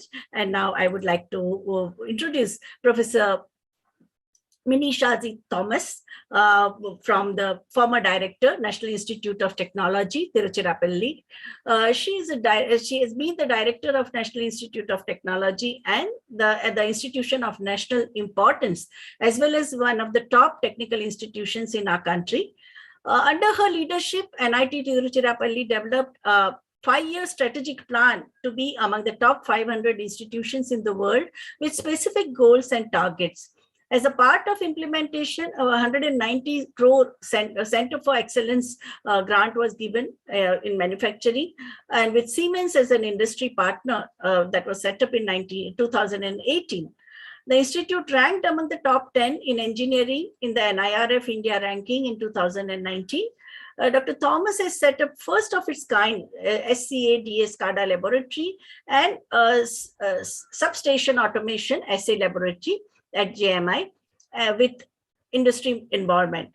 She, as a founder coordinator, drafted curriculum, started unique and first full-time MTech program in Faculty of Engineering and Technology in JMI in 2003 in electrical power system management with industry participation.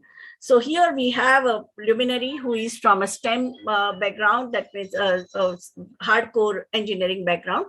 Madam, my question to you is that what are the mind-boggling issues that you have faced and how can they be overcome? Because after accomplishing so many important projects and milestones, I'm sure that there must have been several challenges.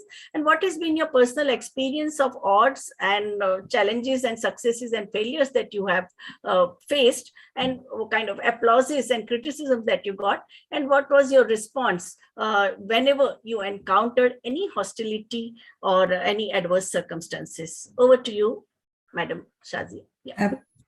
Thank you, Professor Vibhuti Patel.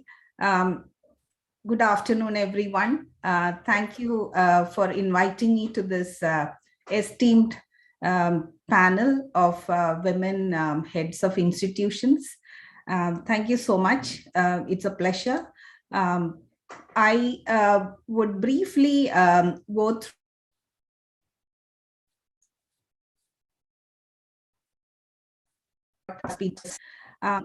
a middle-class family in central Kerala, born and brought up there, studied there till my undergraduate studies. I could climb and reach the position of the director of one of the top engineering schools in India. Instead of explaining how I reached this position, I would like to explain what are the attributes that help me when I look back, so that it's useful to the people who are listening. When I look back, I would like to discuss 2-3 things which helped me. One is I was always focusing on innovation, although I didn't know I was innovating. But when I look back, whatever I did, I was doing it a little differently. Like when I joined Jamia Millia Islamia in 1995, there was no MTech program there, only BTech, because engineering was new in this big central university.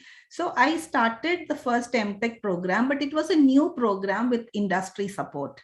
Similarly, the labs which I started were world-class, different, and it was for the industry, with the help of industry, and we could train industry personnel as well.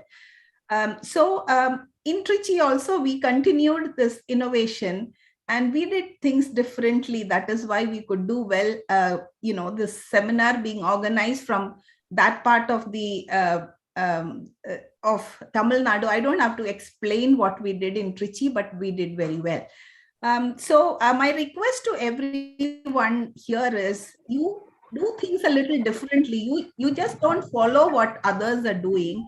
You have to think differently and act differently. And as a lady, I think initially you have to prove that you're worth it. Because, in the society, your bosses or your seniors will be mostly men, and they come with this preconceived notion that these women may not be able to do this. And my experience is at workplace, we have to do work a little harder to prove that we can do it. So prove that you can do it, you're worth it, then you will get recognition. And the third thing I would like to emphasize is you have to grab the opportunities. Don't miss on opportunities, because in the introduction, many people explain that, we leave things that, okay, I have a family, I may have to travel, I may have to move to a different place. All that is fine, but don't leave opportunities which comes to you, because opportunities don't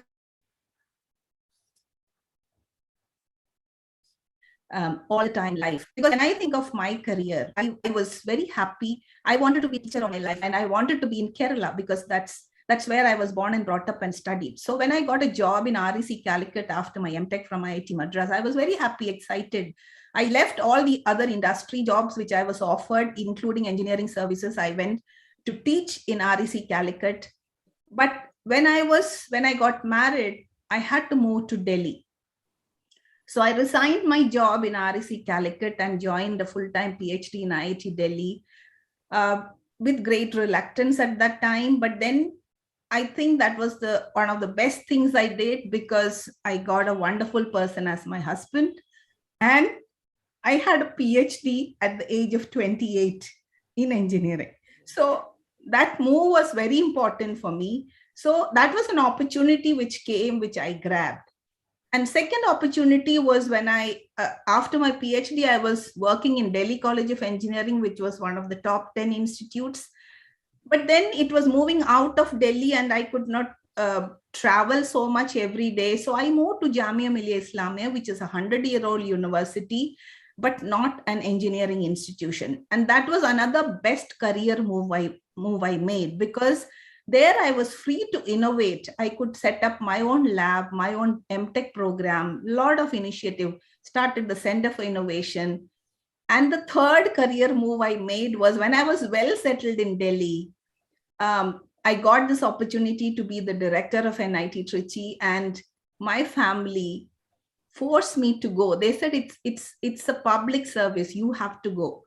So I left everything and, I left my family and went to Trichy, and I really enjoyed my term in Trichy. So my request is, please grab opportunities.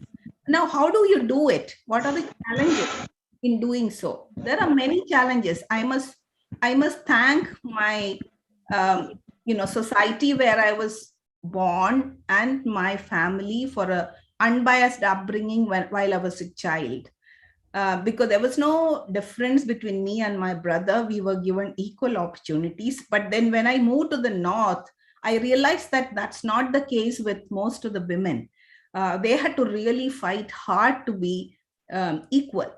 But at workplace, I had so many challenges. So how do you balance this? So my request to all the ladies who are listening to me is, if you have to balance your professional and personal life, you have to build your support system. Now, support system, both at personal front as well as at the professional front. Now, personal front, you have to build up your support system. You have to have a dialogue with your husband if you're married, your children, your family, your parents, your in-laws. I was married into a joint family, and that was the best thing, because my in-laws and everybody took care of my children when I was busy working. But then you have to spend time with your child. So my experience is, you can slow down in your career when your children are young. I did that after my PhD. When I had 2 small kids, I didn't do any research. I just did routine teaching. That's it. For 5 years, I did that. Then you can accelerate. So you can do that once you build your support system. And please realize that you become a leader by the sacrifice of many around you, not only you. So many people are sacrificing for you or helping you to become a leader. So build that support system, which is very, very important. Now, coming to strategies, you must be very diligent. I am very diligent in my actions, unbiased, open-minded. no preconceived notions. If I get a letter, I look at what is the content of the letter. I don't care who wrote the letter. That is immaterial to me. So then you build confidence of everybody. And you have to keep your cool, meet people, listen to them carefully, which is very, very important. And don't jump into conclusions emotionally. You have to give time, understand the problems, and look for solutions. And when you are in a leadership position, don't just go by your gut feeling. You have to study the rules thoroughly, follow the rules, study all aspects of a complicated problem, take advice from knowledgeable persons.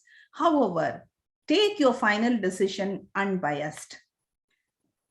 And my message to young women who want to be leaders is, be confident, come out of your comfort zone, don't leave opportunities, build your support system. And my request to all the parents here is, don't discriminate your boy and girl at home. It all starts at home. So you have to make sure that, are you giving equal opportunity like I got with my brother? Are you giving equal opportunity to your boy and girl? If not, please do it. Please start doing it from today. And at NIT Trichy, as Madam asked, yes, in engineering, it's again mostly a lot of men. In fact, I was the only lady professor among 150 professors in engineering and technology in Jamia Millia. But then you can survive. You have to prove yourself initially, but then they respect.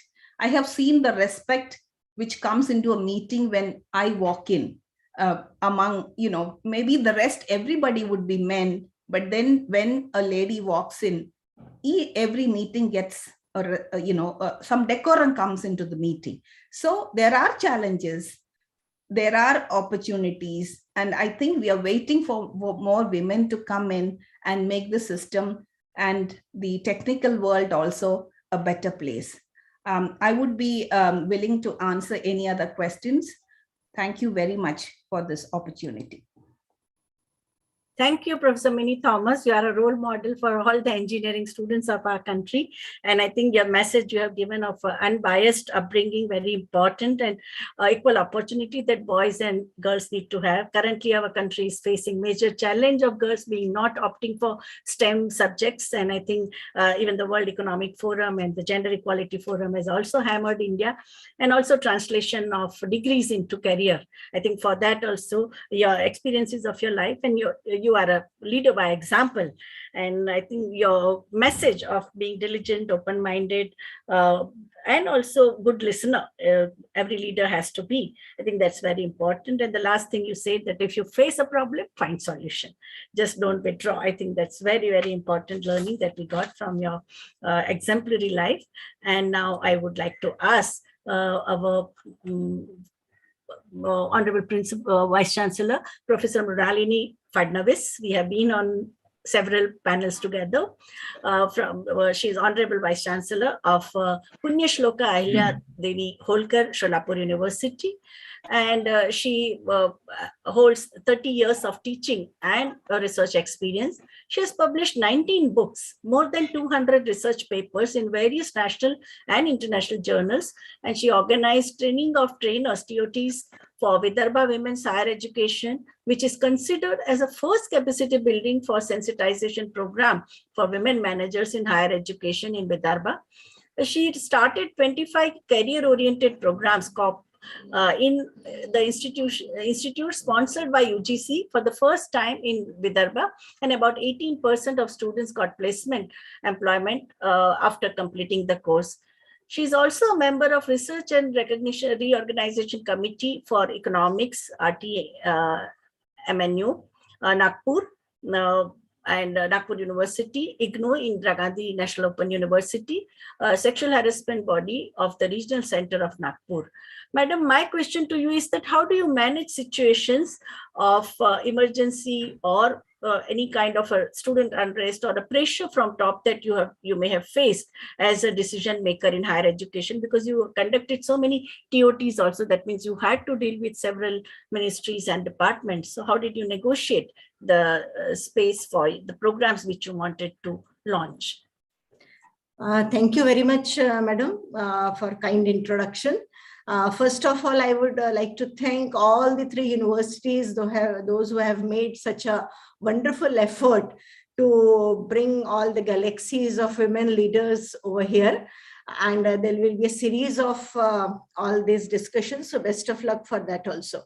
Yes, now coming to the point which Madam has raised, I would like to say that women is a good manager and planner by birth, what I can feel, because the way we are moving with the social barriers, we are moving with the different type of sources we are getting through the education, through training. We are basically good planners and managers. But sometimes, which we are all talking about, that many things are coming in such a way that we used to have like not getting support from various levels, and we are pulled back from our whatever the plans we have. But in that situation, what we're supposed to do? So we should be assertive, and that assertiveness will definitely bring the thing which we're supposed to do, we're supposed to plan in our career, and we can definitely become a role model for other, not only for women, but for men also, that I want to highlight, because many men are also considering that, yes, this type of plan should be there, and then we can get a good, issues which we can handle very well. I would like to say what Dr. Vibhuti Patel asked me about, what are the situations I need to handle.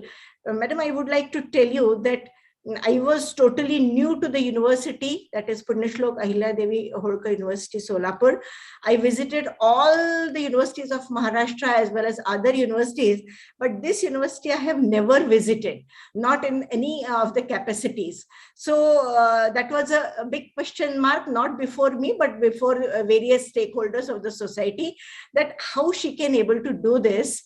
But fortunately, I was having a good administrative, you can say, the experience. As a principal, I worked for 16 years in my college, and different type of courses, different type of innovative things. And the creativity was my, like, one of the most important, you can say, the buzzword for me, which I have able to develop. And therefore, I thought that whatever the problem will come, I will face with very cool, calm, and not rushing into the conclusions. But I will definitely see that whatever is coming to me, I will not quickly react. I will take my own time. I will consider that this is a problem which has to be handled very well. So I need to study well. And then this gives me a lot of patience. As you have rightly said in my profile, that I have conducted which is related to capacity building programs of women managers in higher education. The same word was used, the sensitization, awareness, and motivation to the women. There I have conducted various programs. I have made various lectures, and you can say the mentor-mentee sort of relationship made with the various women over there. But I have learned myself a lot, that in various situations, what I supposed to do. And in that situation, I would like to say that first was that before I should say applying to this post of, or any other post of the Vice Chancellor, my trustees of my college was telling me, do not apply. This is not area for the women to enter into it. Their horrible experiences were there. Teaching fraternity has changed a lot, like many this type of comment I got. But I was very clear that if I am doing something good, I want to do something good, I can manage good. And if I am not wrong anywhere, then why should I fear? And I should say no to the things. I should take up a challenge. I should take up a risk. And I would like to tell you that every day is a challenge. in the positions of like this. We have a public state university. A lot of stakeholders have their own problems, and they do want to come and want to talk directly to me that this is the issues and all that.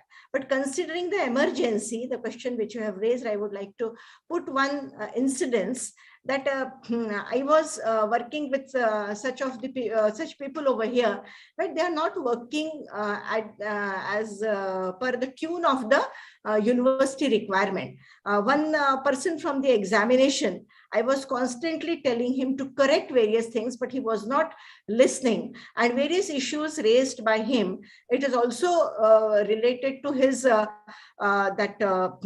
scaling system, that means the band which he's supposed to get through the salaries. That was also the issue. So I was telling him in a various ways, very patiently. I was trying to tell him that you need to correct all these things first, and then we can able to move.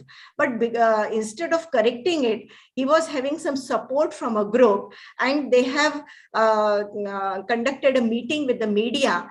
And in the evening, one day, that was somewhere in December 2019, the media people started asking me, "Madam, where you have put your own login ID, and then you have changed the numbers of various students." I thought, I have never made any login ID. It has been never told to the people that login ID should be made on my name. How it has happened? But against that thing which I was discussing, that patience gave me some time. I told all the press reporters, give me time, give me a time of 1 day or 2 days. I will give you all black and white issues before you. So they said, "Madam, it's okay, because I have completed 1 year on this post." And many people started understanding that any decision which is not suitable to the university, I'm not taking. I'm working for the betterment of the university. So this message must have gone. So they waited, and then I have given this case to a committee, and they have asked me to go for the cyber police to know this, because this is related to the such issues. Who has created this login ID? Who has asked? Everything they have made it very clear. It took more than 2-3 days. It took 7 days, but all were waiting. And then it went to the cyber, and that committee made us a good support to me. And cyber police also started reflecting upon this. Then media said, yes, this is a good thing, because you need to get the idea from which point of time this problem has started, who has made this.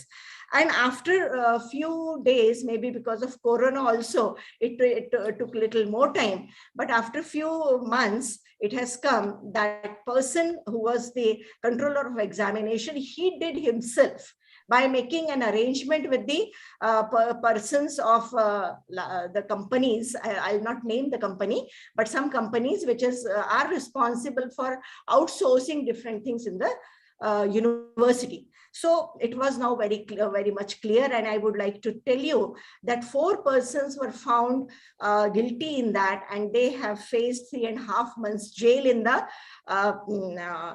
system of the cyber police. So that made my position more resilient. That made my confidence more better. And the series of things after that started coming. Some of the management counselors were also the friend of that COE, and they started throwing different type of problems upon me, that saying this is the post which is not suitable to the women. They cannot handle such type of issues. Again, same thing I have used, that I was assertive. I'm ready to face the challenge. And I have made every challenge an opportunity to understand, yes, this is the thing which is coming to me. I have studied along with my university lawyer, that how these things can be settled. So it has been very clearly noted that this type of activity has been supported by various people. The 15-16 people were there, and then people have given me the various ideas that how this can be handled with the help of legal system, with the help of the support of the the university bodies, And that has become now the issue of understanding that wrong things will not work in the university. If you are going with the correct steps, if you are working with the considering the Maharashtra University Act, which has been, madam, you must be knowing that it has been revised in 2016-17. So that has given a lot of powers to the Vice Chancellor. And it has been very clearly said that, see, everything which has been given in this way, you have to follow the track. You need not to move something in a wrong track. So I did that. And that made me a different type of person, considering the people were saying from the beginning that this is not possible, that is not possible. Now people are saying that whatever on the track I'm moving, that is correct, because I followed the rules and regulations, values which has been inculcated in the system. And as well as I felt that these are the things, challenge must come. I should take the risk. And if I'm not deviating from those, so I can become like other people. When people are saying, "Arey, ye to bhag jayegi because she is a woman," so this type of comment should not come. So that is also my responsibility to tell all the women sitting over here, my young friends, that don't shy away from the risks. If you are right, if you are correct, and if you are ready to face that people are want to pull you down, but if you are assertive, if you are ready to go with the system which has been given in the university, nobody can pull you down. That is very much clear. Rather, people will become the friends in that way, those who have not got the correct chance in the previous things. And there was all confusion also in the university, because some of the people were quite dominant in wrong ways. They are having their own selfish motive to protect themselves. And that's why they're saying you are wrong. So this is not correct. If you are having a selfish motive, so I told them that you are working in a selfish motive, but I am working for the students. I am working for the students to grow well.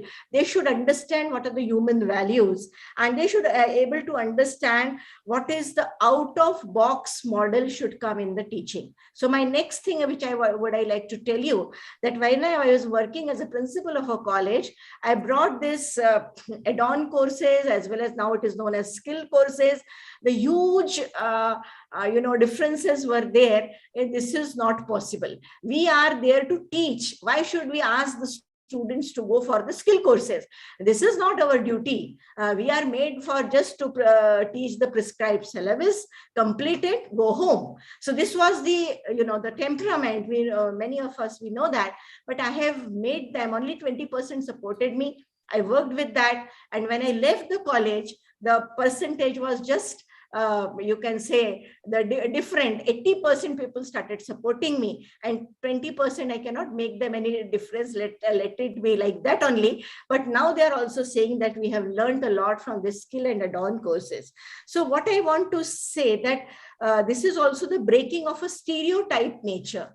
So that this is the thing which is going on like this, and out of the box, people are not thinking. So I have tried to make my colleagues, I have tried to taught them. I have also taught them. I have not thought that I'm a vice chancellor and how can I talk, but I have taken some of the classes that how should you use the different teaching learning methodologies, because people are also having the system of chalk and talk. So that was not this area is confined to more or less the rural and agro-based system. So I have to tell them in Corona period also, when the online teaching were there, I'm happy to share that 67% of my teachers have opted participatory, experiential and experimental methods through YouTubes and different. So this is the difference we have tried to make it.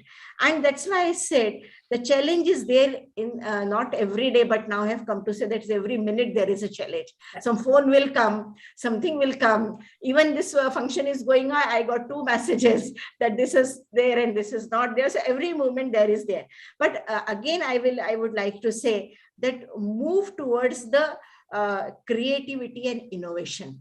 Your mind should set up in such a way that you should move with an out-of-box system. And if you are knowledgeable, if you understood well, and transplanting it to the different stakeholder, they will respect you. And that respect we should gain from the different type of sources which we have tried to do it. And those young people are sitting over here, parents are there. I would like to say, along with the my co-partners, those who have talked in various manners, that parents should not differentiate between the girl and boy. That is a very clear message we are giving it today. But they should also not discourage women child to whatever the parent is thinking, or whatever the structure is thinking, that you have to take this particular course. No, you should give a choice to the students. So parents should act. Teachers should also work on this. So there is, we always say that we should have a test for such type of students, because our students are full of creativity. Our students are full of, such mind which they can do wonders. But we are restricting them by not giving much choices in the careers, and therefore they are only moving to one particular area, that my friend is taking chartered accountancy, so I should go for that. One is going for the engineering, so I should go for that. But if you are suppose saying that you should go for like a cosmetic technology course, people will say, oh, we don't know about this course, why should we go? But suppose if you are taking them to the right direction, understanding that this is another area of getting opportunity from, say, pharmacy side, from the chemistry side, or from areas of the herbal medicine and all that, that becomes a potential career for most of the students. So that part we have also handling, that asking parents and teachers not to impose your own ideas to the students, that you have to choose this because this is, you can get the job, that's why you have to choose. Because your parents are saying, that's why you have no choice. No, this is the very wrong way to develop the human. So human development system will, even in the sustainable development goal, it has been also said in various chapters that the choice has to be given to the students, and especially I would like to say the women. So women should get choice, because the creativity, the nature, the management style, the motivation which we can do, that is really can make wonders. As it has been said in the beginning, that if the proper system has been given to the women, then women can make wonders, and they can come up with a very good human resource management in the system. So I would like to say to the young minds that problems will be there. So consider the problems are your friends. They are not your enemies, because if the problem is there, then you will start thinking, then your mind will be creative, then you will think something out of the box. And if nothing is there, then what is the use of our life? We should able to solve the problem. So make a problem as your friend, as your teacher, whatever the name you want to give. And then that will become like something break-taking activity. And you can able to manage, understand that, yes, this is the system and you can move ahead with this. Lot of things to say, but to end up in the this particular session, I would like to say that all female students, they should understand that whatever the things are coming in their way, don't think that it will hamper. You should have that ability to convince your counterpart, convince your family. And I think maybe with some of them may take little more effort, but one day will come, then they will understand, yes, my daughter-in-law, or whatever the relations we have, that they will understand, and they will definitely support you, because they are also human. Only we have to put our friends, we have to put our ideas before them, that yes, this is correct. And people are not bad, people are good. Only we have to make a convincing effort for them. And I'm very sure that the human being are always cooperative. They may take time, they may take some different efforts, but they will be definitely helping those who are having the continuous effort. So don't stop. become a continuous, change maker. And if you're stopping somewhere, then it becomes, your life will be different. So you should work continuously in what you want to achieve, what you want to, even if you want to go for a degree, make it a point that I will make a lot of efforts so that I will reach to the goal where I want. So continuity, patience, and the out of box activity, considering that I want to have the top priority on this particular area, you will succeed. So patience is very important. So many things to say, but I'm very much thankful for all these arrangements, organizers, to give me the chance to talk on this. Thank you so much. Thank you, Professor Mrinalini Fadnavis, for an extremely inspiring experiences that you have shared, and especially your resilience in when you were faced with unethical, corrupt, wicked people who wanted to really harm you and harm the institution. And I think for you, institution is the most important thing. You would not allow anyone to harm the institution. I think that's an important message that we got, and also breaking stereotype. It's extremely important for women and girls to break stereotypes in the family, in the community, and in the public life. And the way you have provided a very inspiring and positive approach, that unless you have confidence in yourself, you can't have confidence in fellow human being. I think that's what message that we have carried with your case studies and your personal experiences that you have shared. Thank you very much. And now I would like to ask Dr. Tamara Selvi Somsundaram, Honorable Vice Chancellor of Anna Tiruvallur University, Vellore. Madam is rich. She has rich experience of about 35 years. She's a former professor and head in the Department of Computer Technology, MIT campus, Anna University.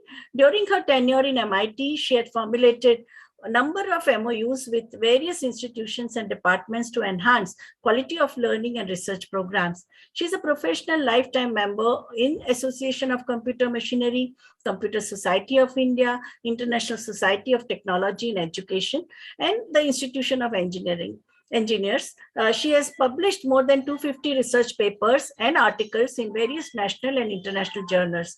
Madam, I want to know that when you are active in so many professional bodies and also in the universities, you have started so many courses. How do you win the confidence of all the stake groups, whether they are students and parents and authorities and government departments and your colleagues? And how do you ensure the solidarity? Because if you want to work at such a macro level, you need support of everyone. So I would like you to share this. Respected dignitaries of the particular roundtable conference members, and really it is a pleasure to share my experience. Thank you, Madam, Dr. Vibhuti Patel, for giving me the opportunity to talk about the particular topic. See, we are talking about the gender equality. Diversity and equality are ethical issues. First, we have to understand that. And you asked me how we are able to provide the courses which are new and which are actually supported by the stakeholders. Actually, since I am from the field of computer science and other things, it is essential to upgrade our courses as per the requirement which is globally required, because the students are going for the jobs globally. So by having the global outlook, it was possible to attract the attention, and really the students were very much interested. Since I was also doing projects in that field, I had the opportunity to easily bring the new courses into the curriculum. And I want to give some more thing regarding the feminist solidarity. See, since it is for the specific thing where we are all from the academia, in the top level of academia, I want to share some more points in this. See, we want to have the inclusion, and we must have the realignment, and we should have the self-empowerment. See, all these things are very much important. Being the top level administrator in the universities, definitely we can also do something, because most of us are in the academic institutions, and mainly it is for the academic leaders. In what way we are providing the inclusion of the female, and how do we realign the system so that we are able to accommodate all those things? Actually, we should find out the ways and means that gender equality is embedded in the cultural traditions. That is very much important. We cannot just like that say it. It is essential to embed the cultural traditions so that the socio-economic inequalities will be getting reduced. I want to touch upon one point called, see, rural-urban divide.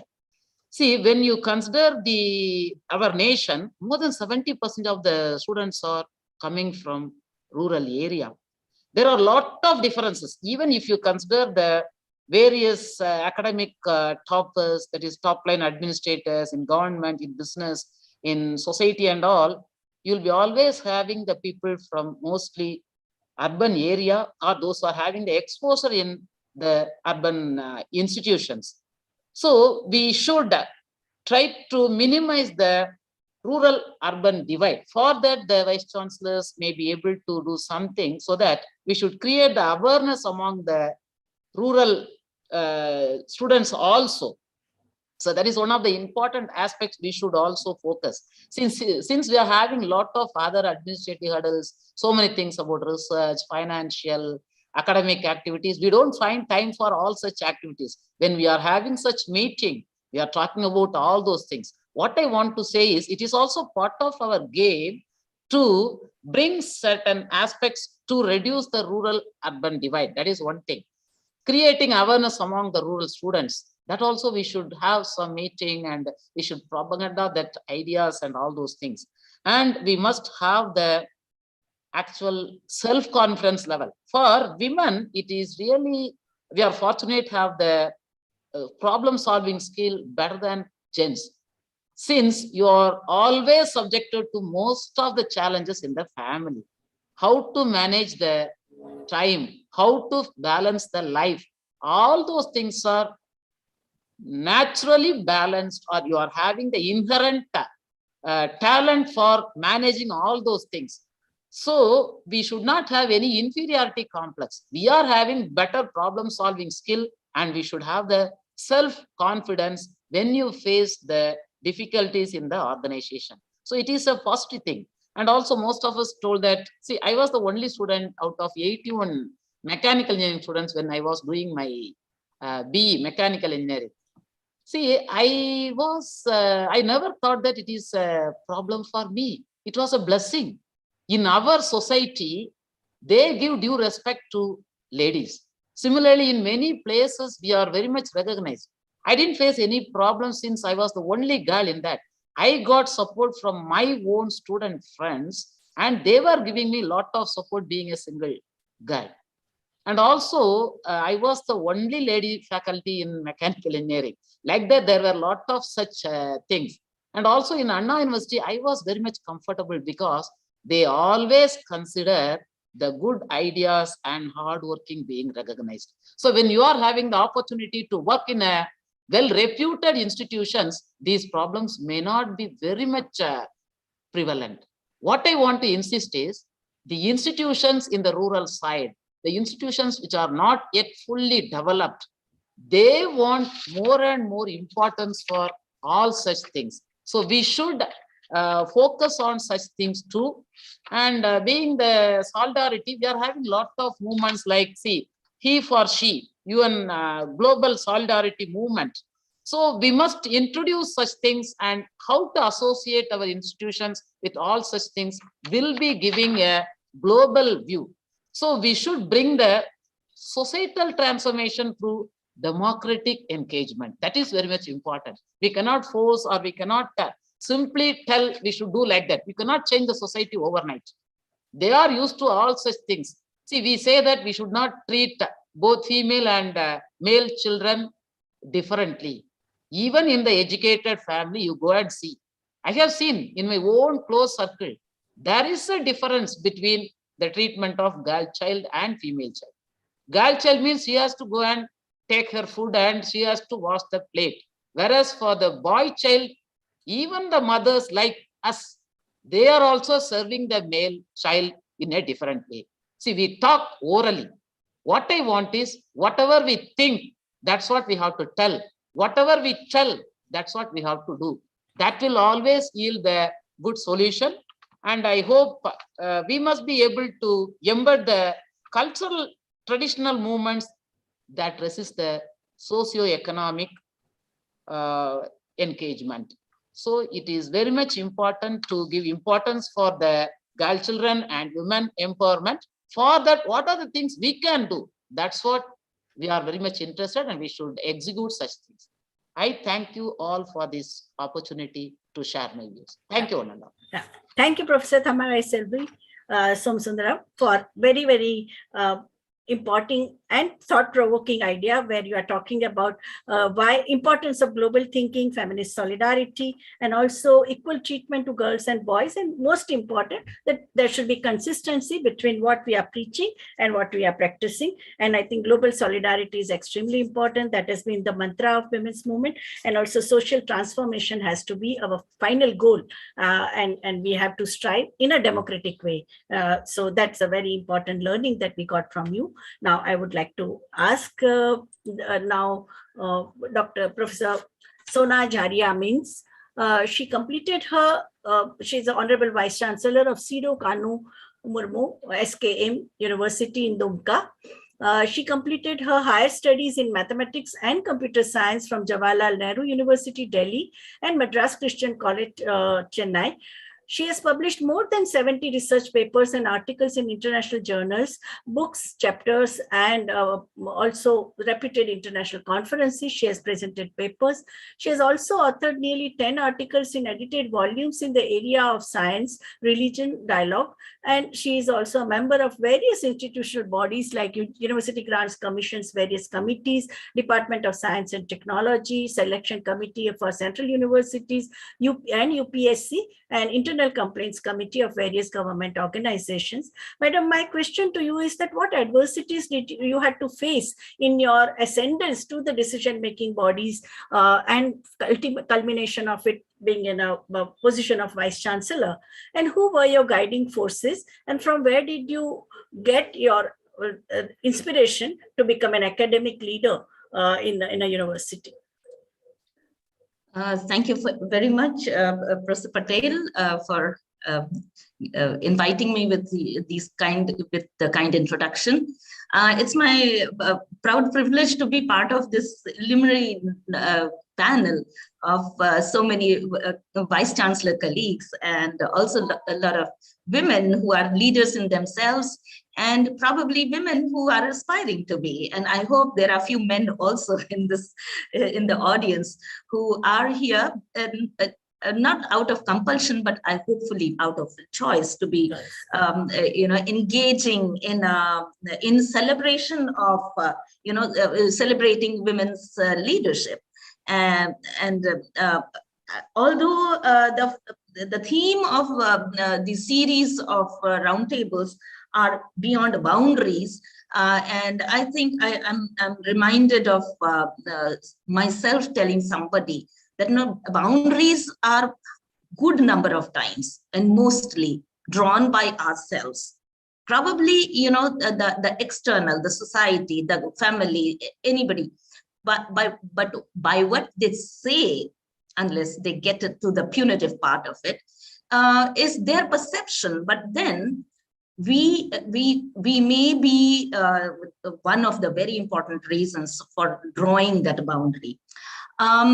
I think this question of what adversaries I may have faced in my in ascension to such a decision making body. Please don't mind it, but I do call myself a COVID VC or Corona VC. Why? Because if it was not lockdown due to COVID, and I was not stuck lockdown in Ranchi at the time of the March 2020, I may not have given that importance for the advertisement in 5 universities in the state of Jharkhand. 3 universities for the Vice Chancellor, and 4 universities for Vice Chancellor, and 3 universities for Pro-Vice Chancellor's post. And very, very sincerely making a confession, had I not been in under lockdown in Ranchi, and I was back in my parent institution, JNU, I would not have applied, or I may have not cared to apply. Although there had been a thought which was simmering in me, but but I did apply. And there again, I mean, the kind of environment you and I know prevails in appointments of, or the kind of forces that are at play in appointments of, such an apex or a person in such an apex position. I can vouch for it that, I wouldn't have stood a chance even, or a probability of 0.05 or 0.01%, but then it has happened.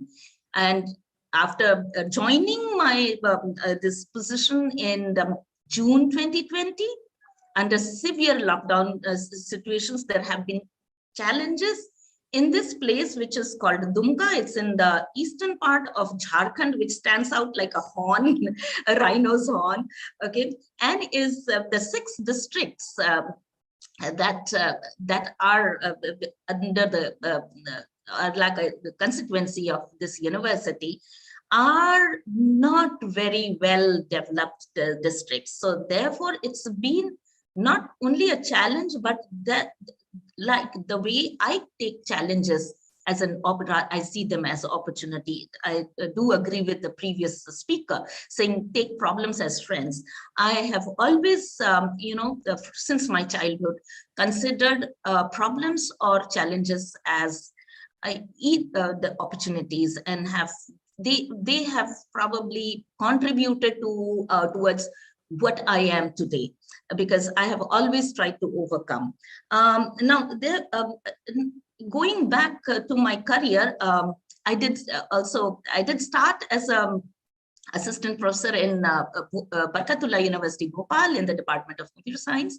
I was also in Madurai Kamaraj University, so I'm so delighted to see that MKU is one of the 3 partners for organizing this. And thank you, Mani Megle ma'am, for considering to invite me also into this. So it's like a homecoming. I mean, although not physically there. I have also, during my career, been a UGC nominee into an autonomous college, which is down in Satur. So I have, visited or I have come to Madurai a number of times during those 5 years.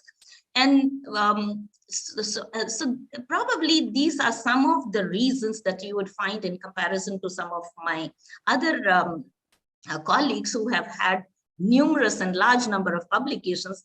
I have very few publications, and I would like one of the previous speakers also said, we take certain conscious decisions.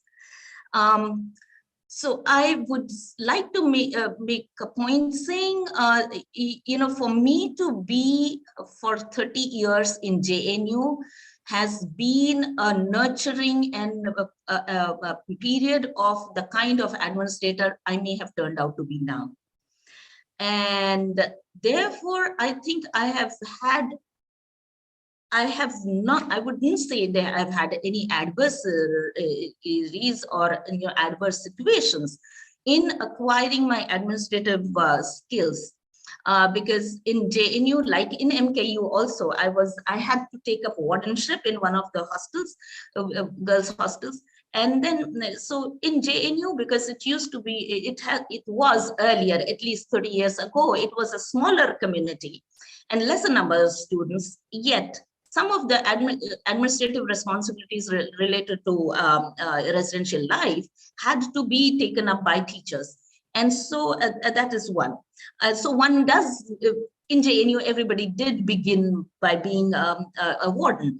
But then there has been another very conscious norm and unwritten rule which worked in JNU, worked in JNU till some time ago, was to literally make the entire environment very inclusive and consciously inclusive. So it would have representation of people from a number of social backgrounds, And I think me being a tribal and woman would fit two bills at the same time. So, to be one of the proctors, because that would be a requirement that one of the proctors be a lady, and one of the proctors also be from the background, social background, which is normally considered as lesser privilege. So in fact not only to be present there, but towards increased sensitivity and sensitization in the system. So this way, I would say I have had a very privileged sort of career graph. And to arrive at this point in a position of a vice chancellor of this university. And that a question that I have had to even answer till very recently: how is it to come from Delhi to Dumka? Because Dumka is a very, very small town, even a smaller town than what Ranchi used to be. That's where I grew up. What Ranchi used to be 40 years ago, before when I had left Ranchi. Okay, so I can still go around and we can walk the entire town, and it's walkable. So so the question has been like, how come from Delhi to Dumka? But I think here I would like to pose certain, we would like to make certain statements about how I chose to study mathematics, how I may have chosen computer science over mathematics at MPhil and PhD level, why I had actively got engaged in, which I said residential life and the administrative roles in JNU, and are the following. From the age of 6, I at home, as I agree with Dr. Mini, as our the environment in which we grow matters a lot in shaping who we turn out to be.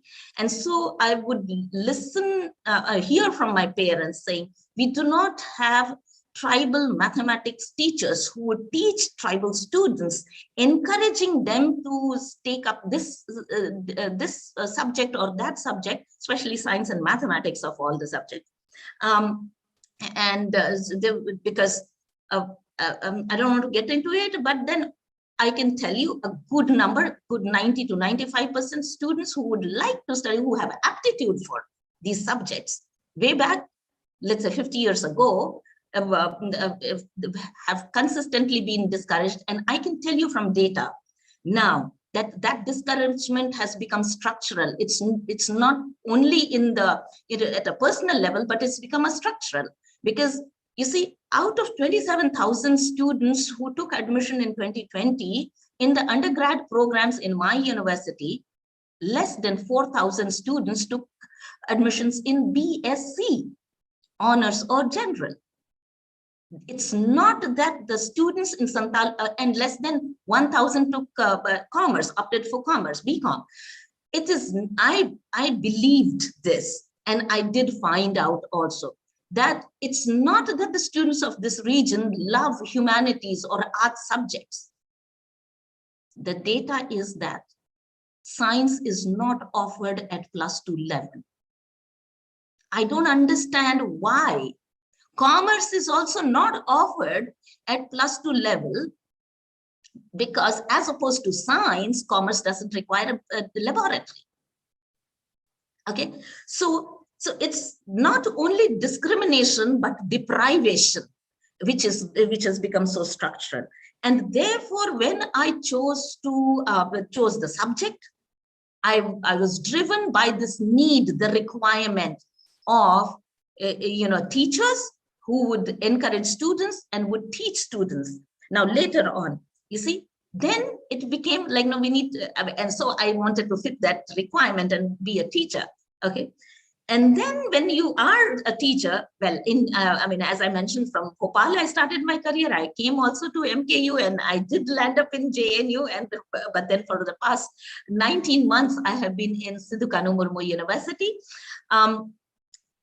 What I could have been a professor, assistant professor, which I was, and then associate, and then professor, and I could have decided to do research and become a very good computer science researcher. But you see, I decided way early in my career that my research may or may not earn me Turing Award, which is the highest award in research in computer science.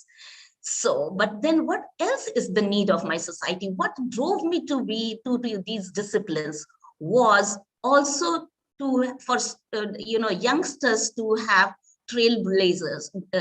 And therefore, once I have reached JNU and I have become probably associate professor, and that is when I took a decision to do a fair amount of research. I did offer newer courses, because as it was being said by the previous speaker, Selvi ma'am, that the courses, and Minnie also mentioned that we have to keep updating the courses and we have to have newer courses. So I have also offered new courses, and I have done led research in changing the path. So I did that, but on the other hand, I consciously decided that JNU being JNU, the residential life being an equal part for education rather than literacy of a classroom, I decided to engage with the deliberations and discussions that were around matters of justice, matters of therefore social justice and matters of gender justice. And so therefore that propelled me to even continue to be engaged outside my school building or outside my classrooms, outside the discussions with my research students. And so, social justice, gender justice, and later on natural justice became the 3 justice slogans for when I took up, I became the president of JNU Teachers Association in 2018. And so, I think administration and some of such values or principles which helps one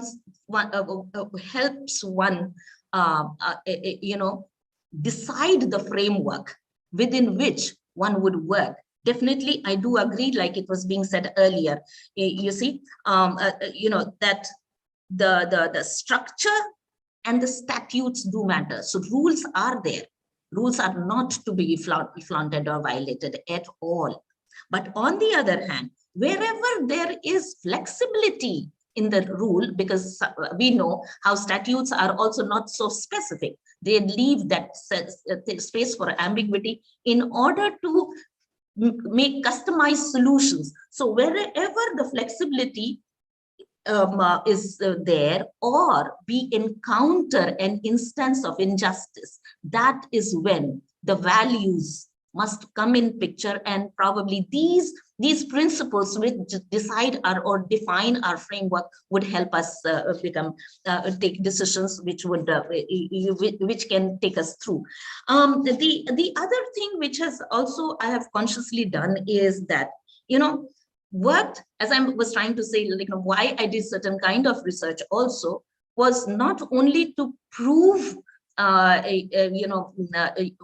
what the kind of person you are, like I do agree with Minnie on that account, but on the other hand, not only being a woman and therefore trying to prove what kind of quality you possess, being a tribal and a woman, again, has a double question mark, so to say. So one has to work in order to satisfy that. And I'm very pleased to mention, and I always the time try to encourage the students who come from deprived communities, for whom the Constitution has made provisions also for the affirmative action through reservation. I said, I was able to get appointed in all these universities 3 times, and 4th time on an open position in an unreserved post. Okay, so that in itself is a statement for me to my contemporaries, but for others also to take this cue and then be confident that if Sonachari Aminj can do it, anybody can also do it. I would like others to think in that way. And therefore, Thank you, Dr. Sonjari Amins, your exemplary life and the message that you have given, that values and principles which decide the framework of your life and act as guiding force to strive for matters of social justice, gender justice, and natural justice are very important. You're so erudite in your extremely inspiring this thing that you're being a tribal and a woman. How did you meet the challenges which were faced by you through your academic excellence and the hard work that you have done? Thank you very much. It's extremely inspiring, and I think you are also a leader by example. Now, the last speaker for today's panel roundtable is Professor Malini Goswami, former Vice Chancellor of Assam Women's University, Jorhat, and retired professor of Guwahati University. She published 31 books and more than 50 research papers and articles. She produced 14 PhD scholars. She has received 3 national awards and 4 state level awards, namely Vishwakavi Rabindranath Tagore Memorial Award 2020, Pride India Award 2019 by Vedic Astrological Society of India, Excellence Award in Education 2019, and Sahitya Academy Translation Award. Now, my question to you, Madam Professor Malini Goswami, is that who have been your sources of inspiration and what influence made you attain pinnacle of success in academia? And how do you see the future of women's universities, not only in India, but in Asia and all over the globe? And according to you, who should, what should be the vision, mission, goals, and objectives of women's universities? Thank you, Vibhuti Patel. Yeah. Namaste, one and all. Yeah. To honorable vice chancellors and directors of different universities and different institutions, respected participants, scholars, and students. Actually, I have been asked, who have been your source of inspiration? I'll be very brief in my speech because there's a time constraint, I feel. So it is really difficult to put one person or a few persons as a source of my inspiration. But rather, I would say that I'm always inspired to work by the trust and good faith bestowed on me by my superiors, by my co-workers, by my students and my research scholars, and particularly from governing circles and or by the government. I want to be, or I like to be committed to the duties assigned to me and responsibilities entrusted to me.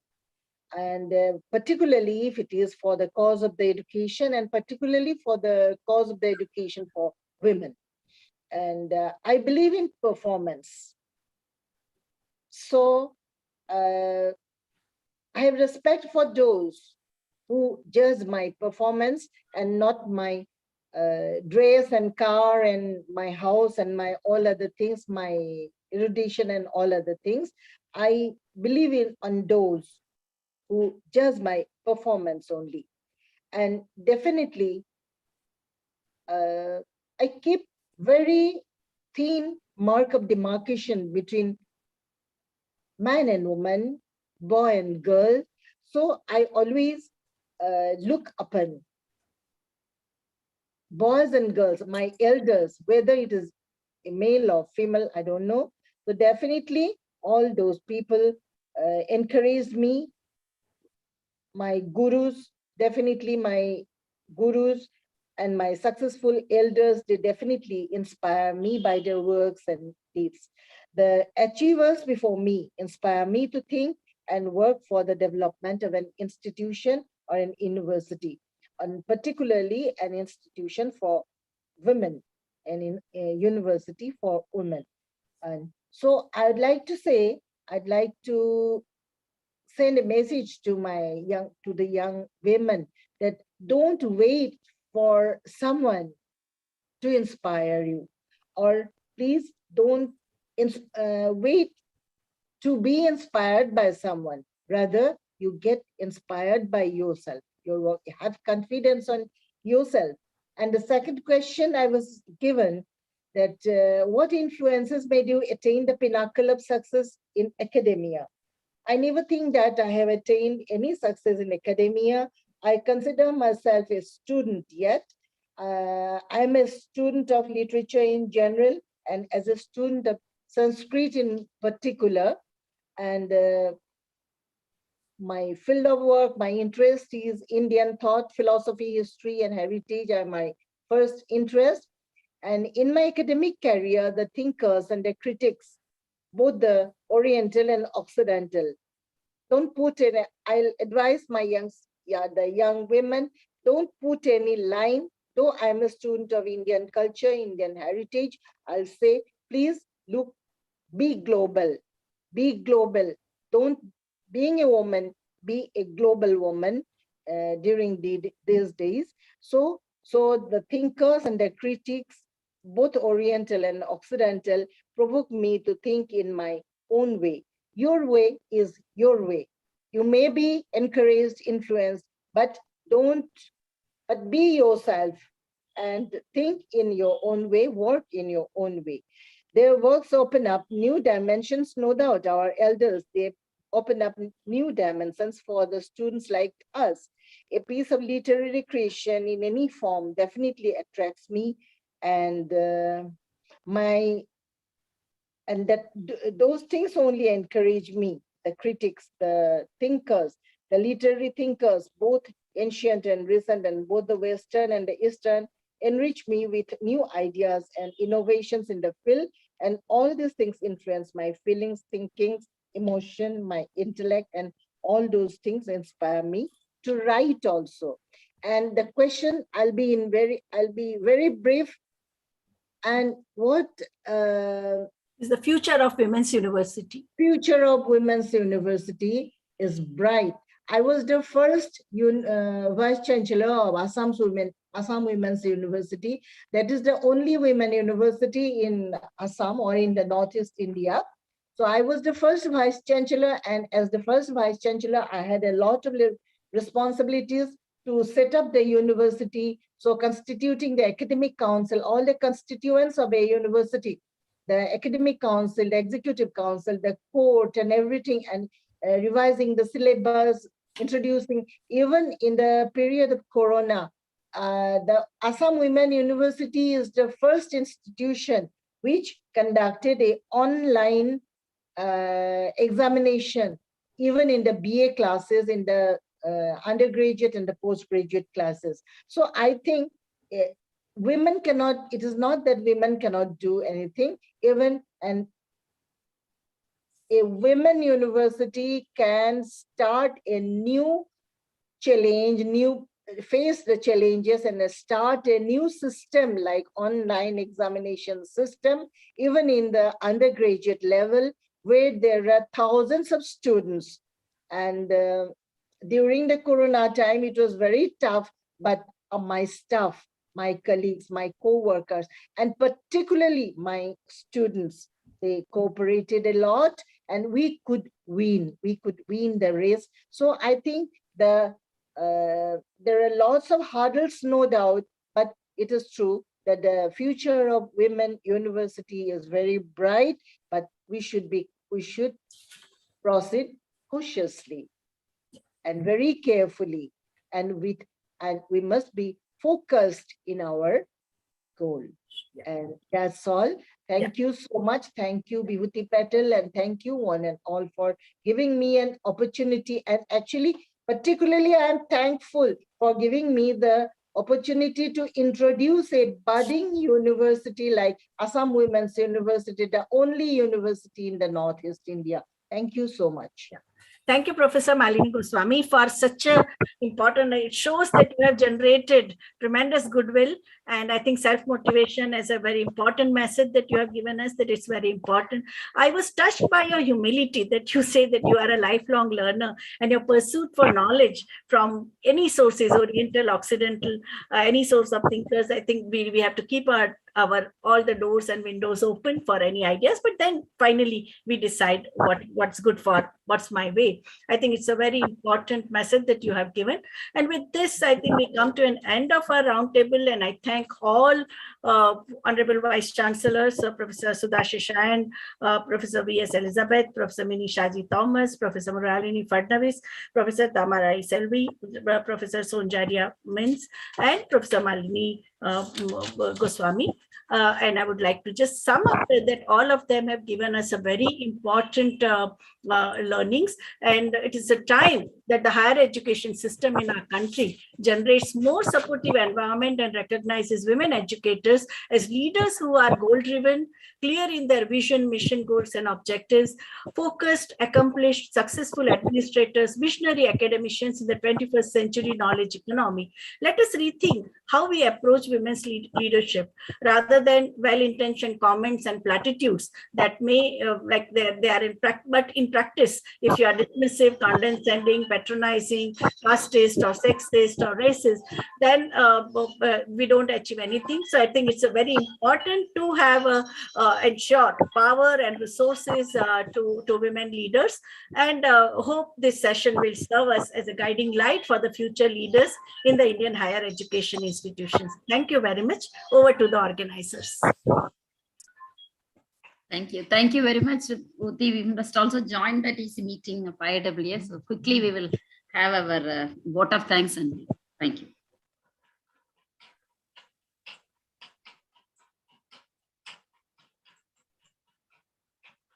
Jennifer, please.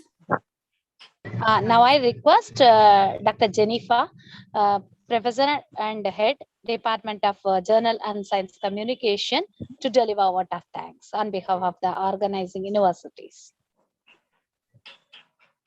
Good evening, everyone present here. I'm really privileged, and I take a lot of pride and pleasure in proposing vote of thanks at this wonderful program on with an objective of motivating women who aspire to be leaders.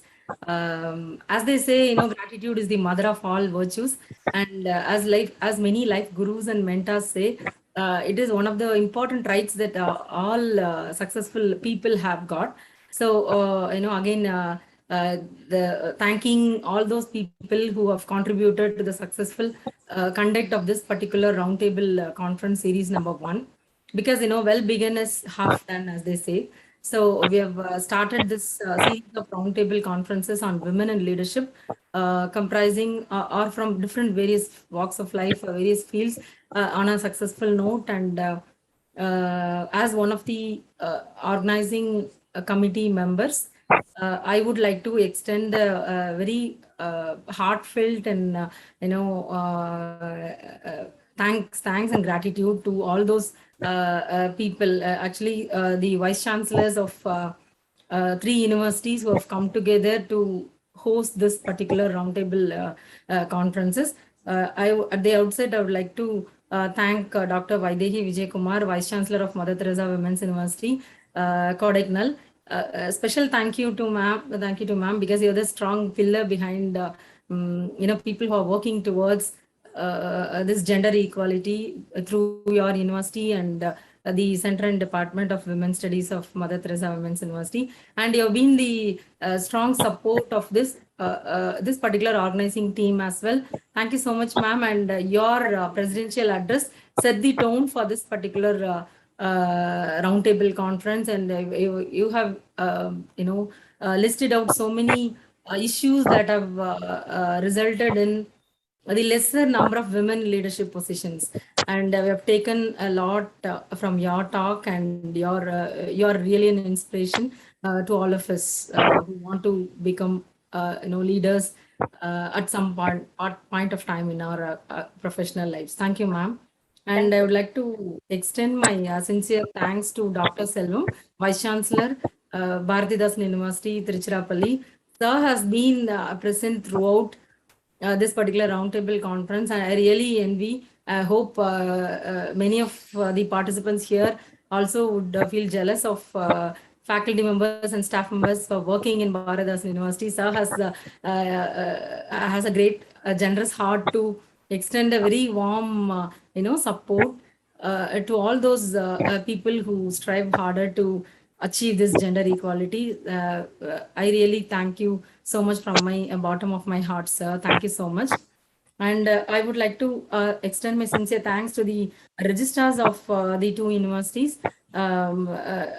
Our own registrar, Dr. V.S. Vasanta, registrar in charge of Madurai Kamaraj University, who couldn't join us because she has some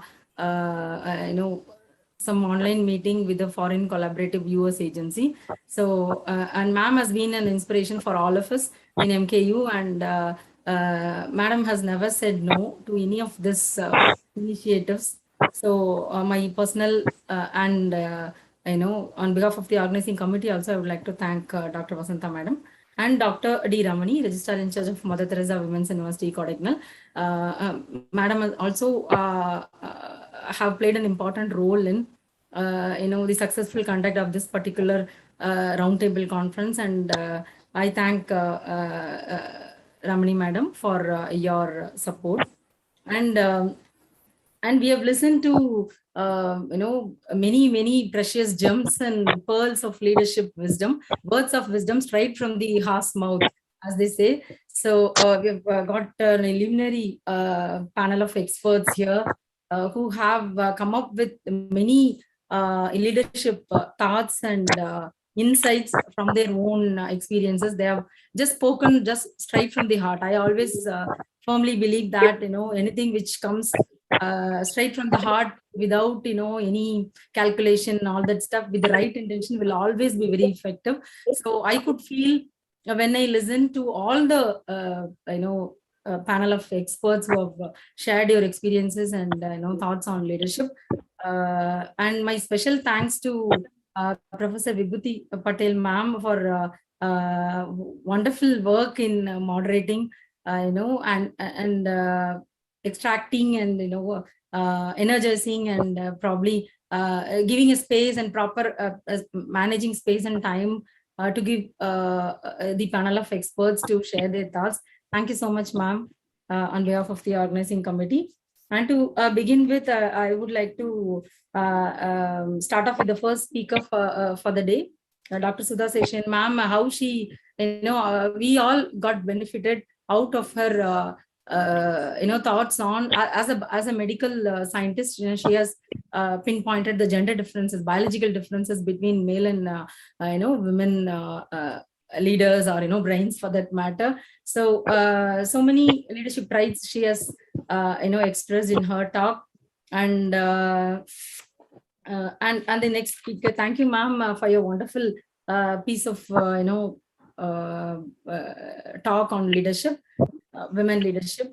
And one thing I really took it as a takeaway from this, from Dr. Sudha Seshan ma'am's talk, is like, don't try to be a superwoman. We always try to do, right? So we are always ambitious and we try to do magical things, and we finally we end up being very frustrated and disappointed. So that piece of information was very inspiring to me. Hope it must be for all the other women and men participants also. So, and the second speaker, Professor Elizabeth ma'am, and ma'am has narrated how it was very challenging for a history professor to head a law university, and how she could overcome that, and how she was very non-conformist, and how she could transform her personality, how she got transformed from a sweet little daughter or a girl to a very assertive and dynamic leader. So it was all inspiring, ma'am. Thank you so much. And she also pinpointed very important aspect of the networking, which thing we are lacking as women leaders. So that was inspiring, ma'am. And Dr. Vinisha Ji Thomas, it is always inspiring and wonderful to listen to you, ma'am. So we had the privilege of inviting her for the last year's webinar on women leadership in academia. So again, the same thing, the same inspirational, with the very strong and simple, intentive words, have really inspired us, ma'am. And she also insisted on the need for proving our worth so that we can get the recognition and all that, and how she could come up always with an innovative thing, and how she did not get stuck up or wanted to stay in a comfort zone. So how she could make 3 successful career moves, and all that risk taking and all that thing we learned from you, ma'am. Thank you so much. And Dr. Mrinalini Fadnavis, ma'am has shared her personal experience, how she managed the crisis, the conflict which she had to face in the form of cybercrime, probably. So it was really inspiring. And as a woman administrator, we also need to we may also have to face, but we always should keep in mind truth always wins. So thank you, ma'am, for your personal sharing of a particular anecdote in your incident from your life. And Dr. Tamaraselvi ma'am has always been inspirational. So how she could stand out against all the odds and single-handedly, has come up as a mechanical engineering graduate and a faculty member in a male-dominated engineering discipline, probably in a mechanical engineering. So she could make a mark for herself, and how she felt, being alone as a woman in the mechanical engineering forum had inspired her, how it had helped her and all that. So she also made a very valid point, like gender equality is an ethical issue. That is one of the takeaways you have taken from ma'am's speech. Thank you, ma'am. And Dr. Sonaj, ma'am has said, another interesting eye-opening thought, like boundaries are drawn by ourselves and we need to overcome that boundaries. So that's an eye-opening thought of sort. And how from a doubly disadvantaged position as a woman and a tribal leader, how she could come up successfully, emerge victorious against all odds. And she had also shared her personal experiences, and she's a torchbearer of 3 forms of justice: social, gender, and natural justice. So it is really inspiring, ma'am. And finally, Dr. Malini Goswami, ma'am, and how she was very much on the point, like we should not wait for others to inspire us. We should be we should have this intrinsic motivation. That is the important thing she has given all of us. So all the wonderful speakers and the vice chancellors who had made their presidential and inaugural addresses, and more importantly, who have shared their precious time throughout this particular roundtable conference series. I'm really, and we are really indebted to you, madam and sir, and for successfully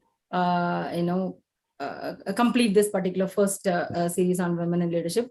And also would like to thank all the organizing committee members, Dr. Manimegle ma'am. Without ma'am, this sort of conduct of this seminar, I'm sorry, roundtable conference would not have been possible.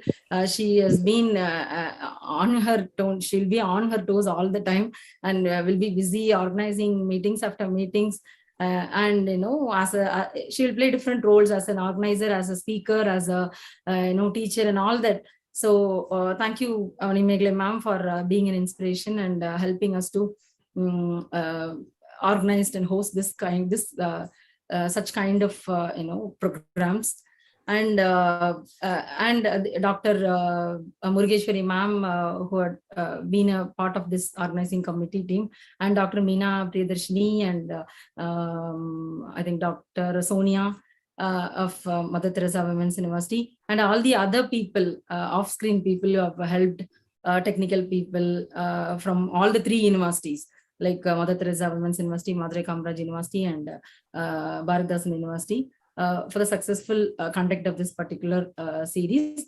And more importantly, all our efforts would have gone waste if the participants could not take this. And I'm very happy that around 50 participants, there was a minimum number of participants who could stay till the end of the program. Usually it is not the case, especially it is very tough to retain the number of participants till the end of the program. So I'm really very happy, and would like to thank each and every single participant who have registered and be there throughout this particular program. And I would like to thank one and all who have contributed and who have participated in some way or the other in the successful completion of the conduct of first series on women in leadership. I'm sorry if I would have forgot any. No, you have covered everything. Thank you. Thank you very much. Thank you so much. Thank you very much, Jennifer, for that really elaborate vote of thanks. And I particularly thank again our Vice Chancellors of the hosting universities and all the panelists. You had really offered an inspiration to all of us. Thank you very much. Thank you. Thank you. Thank you so much, ma'am. Thanks a lot. Thanks a lot. Thank you. Thank you, everybody. It's a very nice Thank you, ma'am. presentation. Thank you. Thank you. Thank you.